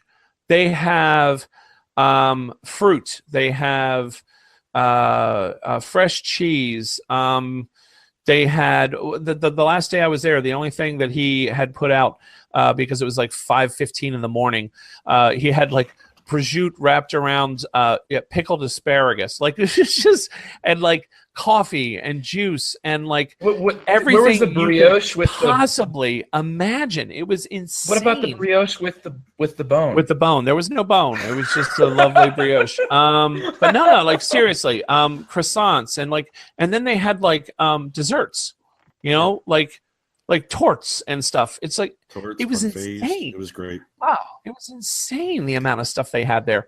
And so we would go there in the morning. We'd eat a big breakfast because it was all you could eat. And gosh darn it, we're Americans, so we can eat. And we'd have this big breakfast, right? And then before you leave, they have a bag lunch for you. And so you take the bag lunch, you go to Spiel, you hang out. When you get hungry, you pull out your bag lunch. Nothing super to write home about, just a typical bag lunch. But my gosh, now I don't even have to buy my lunch because I had this huge breakfast. I'm not even hungry until 1, 2 o'clock in the afternoon. Then I have my little bag lunch, ties me over, and then I have dinner. It was amazing. It was absolutely amazing. There you go. What was the name of that place, Carmen? No, don't tell them, because I need to keep that place for myself. I'm sorry. It's a selfish moment right there. It's a special place. That's all we're going to say, Carmen. That's right. It's a special place. I did forget to say, after the hockey game, when we were on the way home, Christoph was dropping people off. And so they were like, okay, where are you staying? I'll drop you off here. And they asked me where I was staying. And I said, I wasn't sure how to pronounce it, so I brought it up on my phone. Mm-hmm. And I showed it to Uli from Spielworks. And he's like, you're staying there? And I was like, yeah. Me too. What room are you? 24. What room are you? 25. We were literally next door. Next door to each other. That's right. Yeah, we didn't even realize it.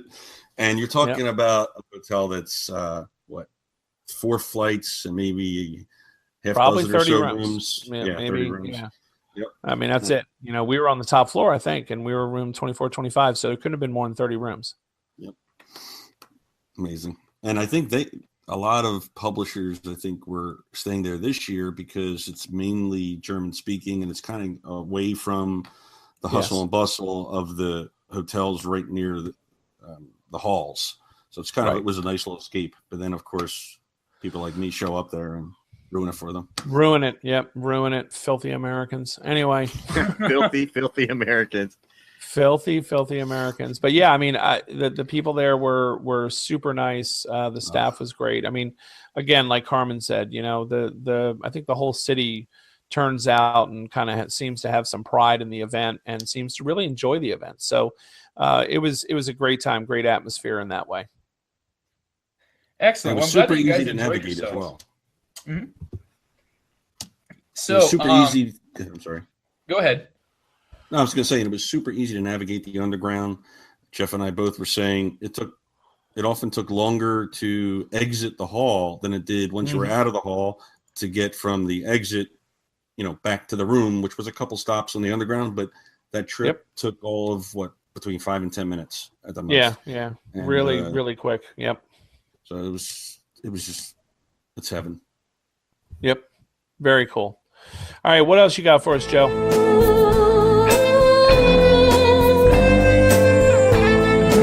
What you were going to talk about? You were going to hype something, and I'm really hoping that Agra is what you're going for, and not the performance enhancing drug. No, I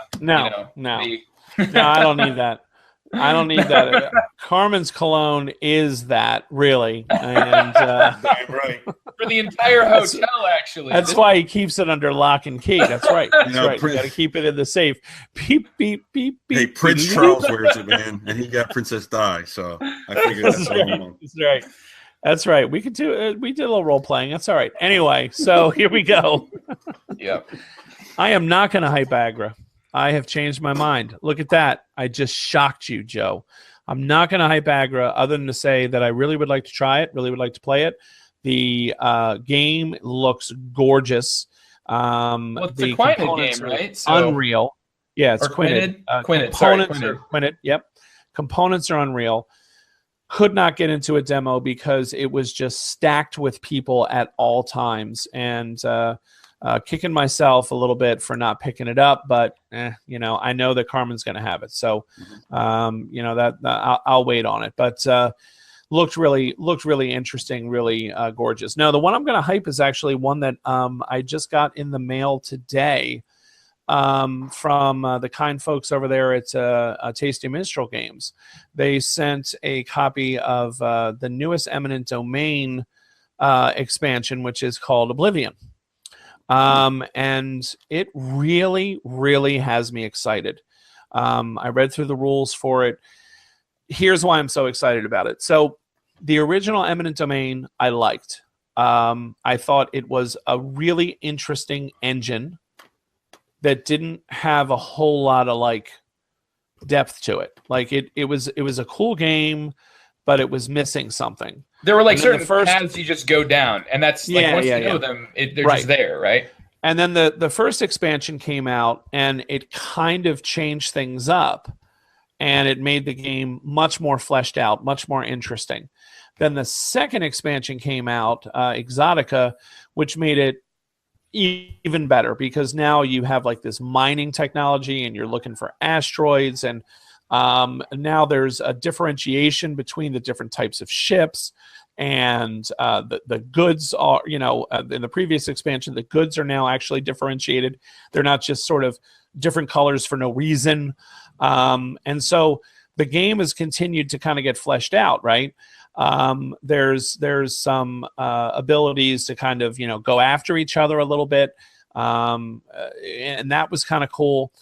So the game kept getting better and better and better. And what Oblivion is adding is this really interesting political kind of phase, right? The political role, the politics role is now fully fleshed out. So there are sort of agendas that you can vote for as a table. And people can participate in that vote, and those agendas, if voted upon, will become sort of new rules for the game or effects during the game that everyone's going to have to deal with. Yeah, very much like Lancaster or even Twilight Imperium, you know, which is kind of what it reminds me of. You hear that? I like my eminent domain. I'm listening very intently here. So, I mean, that's really, really cool. And then it also adds these influence chips, right? So when you take that politics roll, one of the actions you can do is to draw a chip from a bag. And it has kind of a politics symbol on it. But on the flip side, it has a symbol of one of the other rolls. And so you can use your political influence to boost your rolls that you select. So it's almost like having another card of that type or another icon of that type in your tableau. And so that's really cool. So it seems like it's going to open up and make politics a really integral part of the game. And it adds new technologies, and it adds some new worlds and prestige worlds. And so it's taking the next step with Eminent Domain and making it an even better looking experience. And so anytime that you can involve the rest of the people at the table in conversation and shared kind of consequence and things like that, love it. So I am totally pumped for this newest expansion from Eminent Domain. I didn't even know it was coming. Heard about it, and I was just like, oh, I would love to check that out. And they were nice enough to send a copy. So maybe when I'm on one of these shows later on, I'll be doing a nice full review. But for right now, that's my hype for Eminent Domain Oblivion. So instead of hyping Agra or Viagra, you chose to hype ED. Yes. Mm-hmm. Yes, I chose to hype Eminent Domain. See, DC didn't even flinch. See, he didn't even flinch. I just saw his face in the video feed, and it didn't even phase him. Actually, I'm looking up the details of the expansion you were talking about. This looks really, really good. Yeah, I'm pretty excited about it. Eminent Domain was a very interesting game. That it took a while for my wife to turn around on it because she's like, "We're just mining. This is dumb. The ships are all the same, and the colors of the minerals don't matter." Then the expansion came out, and she's like, starting to turn the corner. I'm hoping this one will just bam, this will do it. So I'm very excited. Yep. Yeah, very cool, very cool. All right, who's hyping something next? Well, apparently we let anybody on this show, according to you guys' buddy Joe there, Carmen. You see him in the chat, Joe. Wait, what's that? Say again? He says you guys are letting anybody on the show now. It seems to be we need a vetting process, some extreme vetting, as Geof Carmen happening. Yes, extreme vetting for our host on this. Extreme vetting. That's right. It's not just vetting; it's extreme vetting. Yeah. Well, Carmen, why don't you tell us about whatever you were going to say? You'd mentioned Queen Domino, and then you weren't so sure about it. What would you like to talk about? I'm here to hype Spiel, not a game. So I really can't stop. As I'm sitting here, I just keep thinking of more examples of just the gaming fraternization that goes on. And in addition to muling stuff back, I muled stuff to Germany for people. And Geof was with me when I guess it was Harry Potter, which is USAopoly. Yeah. Difficult to get. So in Europe, so maybe 6 or 7 people. And I walked into near the Artipia booth, which we had set up, and I held it up. And it was like, moths to a flame. And every one of the people, so gracious. And they were handing me, either beers from their hometown or snacks, or which Geof ate all of. I did, including those delicious Hairabu gummy bears, which apparently are made with child labor. I don't know. Anyway, now I have to feel bad about enjoying the gummy bears.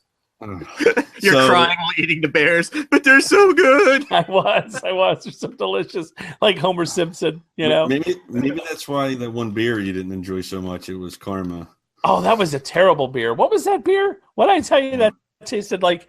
It was hideous. You did come up with a very descriptive. I think it tasted like an ash. But didn't it tell you like it tastes like an ashtray or something? Yeah, like it was. You were drinking a cigar. Yeah, and I was just like, this is one of the worst beers I've ever had in my life. So I filled this glass needle of this thing. Unbelievable. But so Unbelievable. everything that we did is just exhilarating when you're there. Queen Domino is great. I think it adds some stuff, some unique scoring and additions to King Domino, but it's fantastic. But really, why I'm here is to hype the experience of Essen. Awesome. Yeah, absolutely, dude. Yeah. So now let's move on. How are you going to follow up with that, Joe? Huh? How are you going to follow up with that? Anything you say is going to sound shallow now. It's going to sound shallow because Carmen was just hyping the experience of Essen. You can't top that. You can't do it. No. So you go ahead and try. Go ahead and try. I want to watch you. Go. Yep. Thank you very much. That was a wonderful transition, Geoff. You really I am know the how to host them, transition man. That's right. That's right. That's right. right. I keep trying to think there might be a little bit more in this class, and there's He's not. It's very sad. putting the host in hostile. Jeff. That's Gambill. right.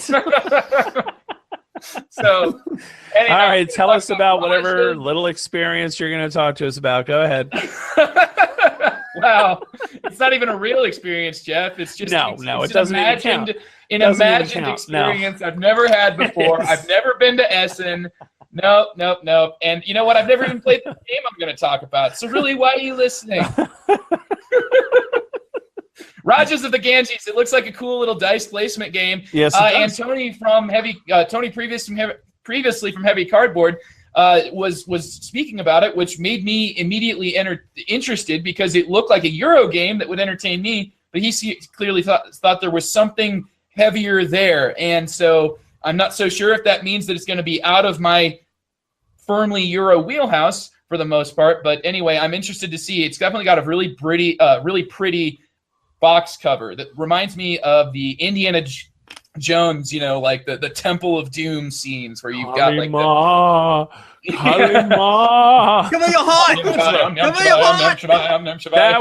that was almost the worst one until the latest one. That was the worst Indiana Jones. Okay, all right, because we're actually considering the Shia LaBeouf piece of garbage as one. Okay, then yes, you're right. Yeah, that was definitely. I choose to acknowledge it only at times. For me, the true crystal skulls are the ones from Solkin. That's the only crystal skull I know.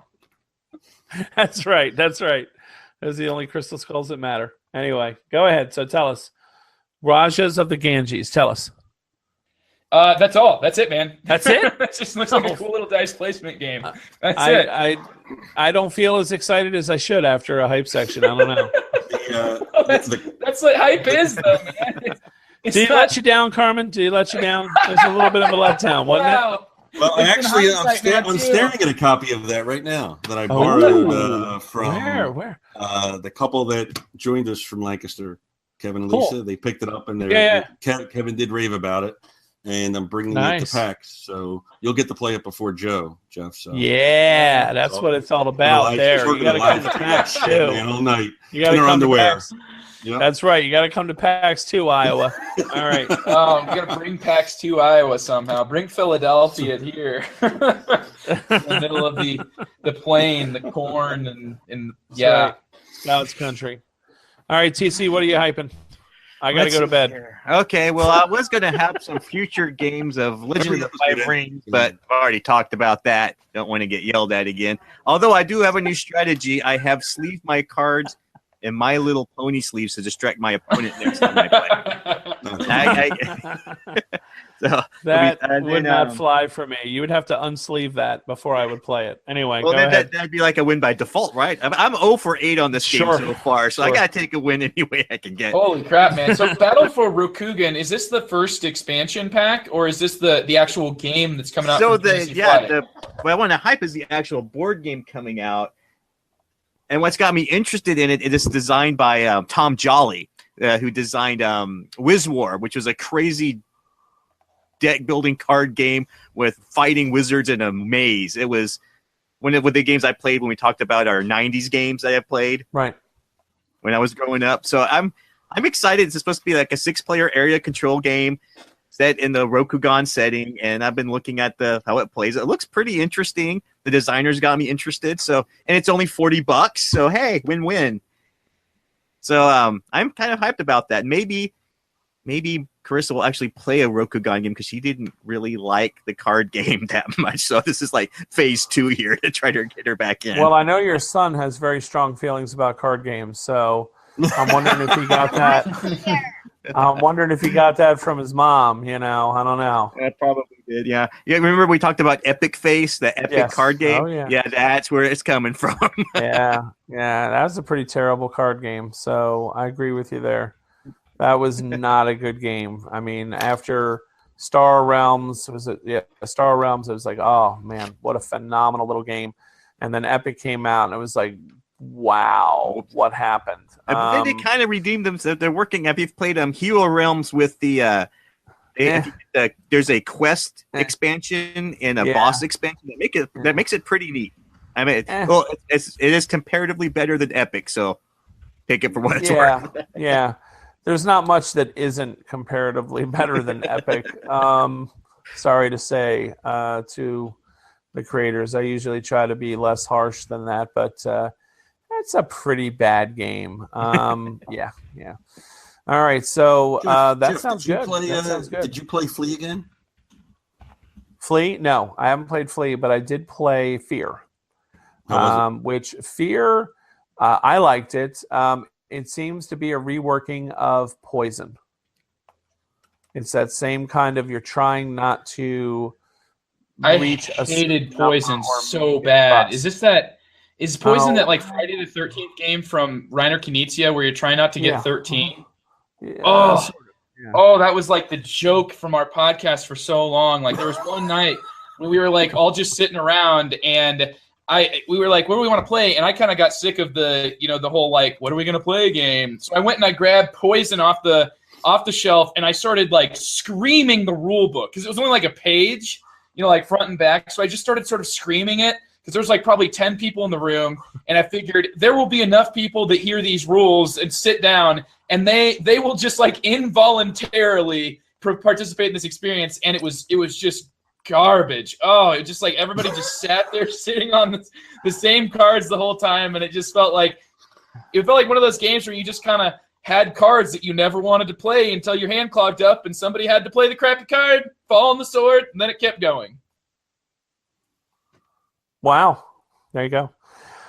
And that's my hype, Poison. You want to come up with a different comparison, Geoff? No, because that's pretty much what it is, but it has different rules. So sure. There's some changes that have been made to the game system, right? But there's some changes that have been made, and I enjoyed it. For what it is. I'm looking to try Fortress. I think as a co-op, I want to see how that works. So yeah, I'm definitely looking forward to trying all of them. But Fear, Fear is definitely, Flee. Flee is the one that Carmen and I played. Fear is the one that you're talking about, which is the retheme of sort of reworking of Poison, right? Or Friday the 13th, So yeah, it's an interesting game, but I think Friedman has taken that idea and sort of improved upon it and made it a little bit better, a little bit more interactive. So yeah, we'll have to kind of see what people think of them when they come out. As a system, I think it's fascinating. So I'm really looking forward to seeing where they go with that design. Mm-hmm. Yeah, I'm really interested by these sorts of explorations. I kind of want one of them to hit big. Like our chat has been mentioning that Freedom and Freeze was really like he had this classic with Power Grid, and since then it's been largely interesting, experimental from my perspective, but not much of it sticks. Let's go ahead and leave this episode here with a nice food reference. The pasta's done when it sticks to the wall, and I just don't think any of this pasta is quite sticking to the wall. That was good. I got to admit, that was good. That was good. Man. Come on, I don't get it. That was good. Self-referentially bad. No. Pasta spaghetti. Yes, Liam. That's You're right. my hero, Liam. I heard That's the stuff right there. Luigi, Super Mario Smash Bros. The show. Mario and That's how you know the Luigi. pasta's done. That's Next time right. you're eating with Dad and Mom, just you take that pasta and you gotta, take it right out of the scalding hot water and just chuck that against the Oh, wall. nice. And, Tell the little child to put his hand in scalding hot water. Good job, Uncle. Oh, it hurts. Good. Exactly. My hands from that. It is so red. Yeah, don't listen to my Uncle goodness. Joe. Uncle Joe is a bad influence. No, yeah, do not. Please do not. Yeah, oh that my is. gosh. That That was GC, my that was podcast me in the just making forcing right your here. dad to do some parenting. That was all. That was all, Liam. Don't do that. Yeah. I'm for the Ugly's not responsible for any scalding of children.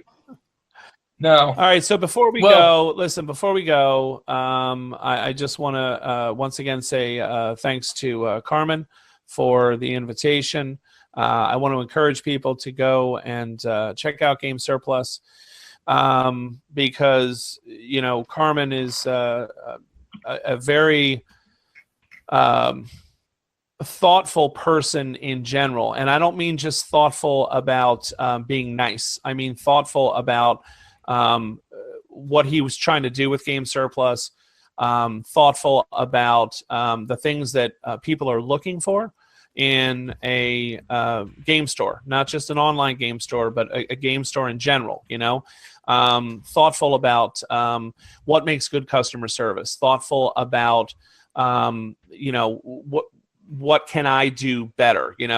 I can tell you from my experience with Carmen, he's a very, very thoughtful person. He thinks a lot about everything that he does, all the things that he's trying to do with Game Surplus.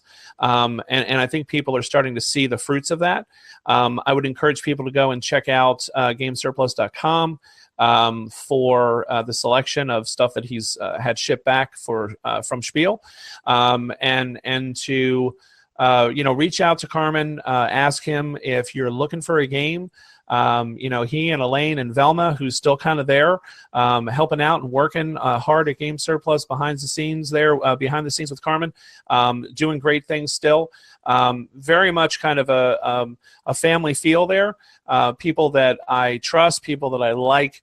Carmen, just really appreciate what you've done for me and what you're doing for the board gaming community by not only just stocking great games and for having great customer service, but also for some of the things. I mean, it would have been the easiest thing in the world, and he's going to hate me for saying this, would have been the easiest thing in the world for you in your hype section that Joe asked you to do to shill a game. Like, oh, what game does Game Surplus have? I'm going to really hype that so I can get people to buy it. But instead, you're thinking more about yourself and all of us as gamers and thinking, what I really want to talk about here is I want to hype, the Essen Experience. And if people have the opportunity to go, if people are on the fence about going, I want to maybe give them that gentle push to try to get out there and experience that for themselves. And that just kind of speaks to me about the kind of person that you are, that it's not just about Game Surplus as a store, as a business entity, but about you as a gamer. So I really appreciate that. I'm sure that all made you terribly uncomfortable based on what I know about you. So you can just kind of nod, and we'll let it go at that. But I'll pick it right up from there, Jeff. I think. Oh, there you go. Really, okay, here we go. Part 2. Ding ding. Well, what I was going to say is it's really great because Carmen has said this to me, and it really comes across, Carmen, in this episode, and I think this has been a really great kind of introduction and debut for you into podcasting. I hope it's the first of many times that you'll come and join us. But you have your business head about you because that's what your expertise is in. Mm-hmm. But what you hear, the Carmen that we've heard from tonight is very much Carmen as a gamer, and that is a very different person, and that's the type of person we were wanting to hear from. And like Jeff said, I really echo that. You're a real gamer. Like this is what you do and what you love, and you do it because you love it. But we heard from Carmen the gamer tonight, and it's been great having you. Thank you very much for having me. It's been a pleasure. Mm-hmm. TC, you know what? Liam made his debut tonight too, and that's Yes, he I will did. tell you, man. He did a great job. In broadcasting, he is the next Gilbert Gottfried. I feel like you just got to mention cards, and he's like, "Oh, it's gonna be a card game." You know what? That kid is gonna make it big. He's gonna be like that one kid that was on Ellen DeGeneres. You know, the kid who's like, "Well, apparently, I went on the slide." He's gonna have all these crazy perspectives, man. You just say one Who's word. watching Ellen DeGeneres? I thought you weren't. What are you watching? You know Ellen what, dude? I DeGeneres? watch a lot of shows. Oh my God! When I'm on my computer, my wife loves Ellen. Come on, dude. Jeff. All right, I Come got on, nothing man. against Ellen. It's What- just you know what- it surprised me. You know what? From I'm gonna a throw TC under the bus here. TC was 20-something, tweeting- 30-something Spanish teacher. It's like that kid on Ellen DeGeneres. I'm like, what is he talking about? When does he have time to sit and watch Ellen? You know what? I'm gonna leave Hey, the mystery. I dance should've like just left it a nobody's mystery. watching, Joe. Dance like nobody's And watching. be kind to one another too. Be kind to one another. So TC, Yes. TC, you passed up the opportunity today, and I really appreciate this, to review the My Little Pony movie. Thank you. Yeah, well. Thank you for I passing can that bring up. Liam back. We all can go and talk see about things. I think that would have made Carmen reach for the second bottle. That would have made Carmen reach for the second bottle, I think. So thank you for that, my friend. Well, one of the great pleasures that I have is playing games with my kids. So it's always fun to have them on and talk about the experience they have, whether it's a good experience or I can't believe my dad made me play that piece of junk. So it's always fun. Dude, it sounds to me like you're Absolutely really kindling a love for it, and I think that it sounds like it's happening in all you gentlemen. I think that's a very noble cause, something that I really like to see, and it's really great to hear from Liam. And previously, we've heard from Kate.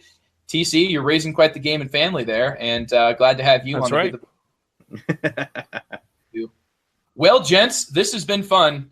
And I hope it happens again sometime. But this has been one for the record books, I think, in terms of how many times we've laughed out loud and how many times we've maybe thrown shade in the other's direction, right? You know, maybe a little bit too much rye whiskey for even a PA maybe Appalachian boy, huh? maybe there's a little bit of freedom involved and not really officially being a podcaster anymore. So. And Carmen has helped me open like a flower. Well, we're good. I'm avoiding the deflowering jokes. Anyway, the thing is, this has been great, gentlemen, and it's about time for us to go. I hope everybody has a great week of gaming and catches us next week here on The Good, The Bored, and The Ugly, and The Long View. Thank you for listening to The Good, The Bored, and The Ugly with hosts Joe Sallin, Trent Ham, Andrew Dennison, and Jonathan Pierce. Edited by Josh Hubble. Our music is Longing for Tumbleweed by Admiral Bob featuring Snowflakes. Follow us on Twitter at GoodBoardUgly and on BoardGameGeek at BoardGameGeek/guilds/2173. Take care, gents and ladies, and all of you other folks. Thanks, fellas. Thanks, guys.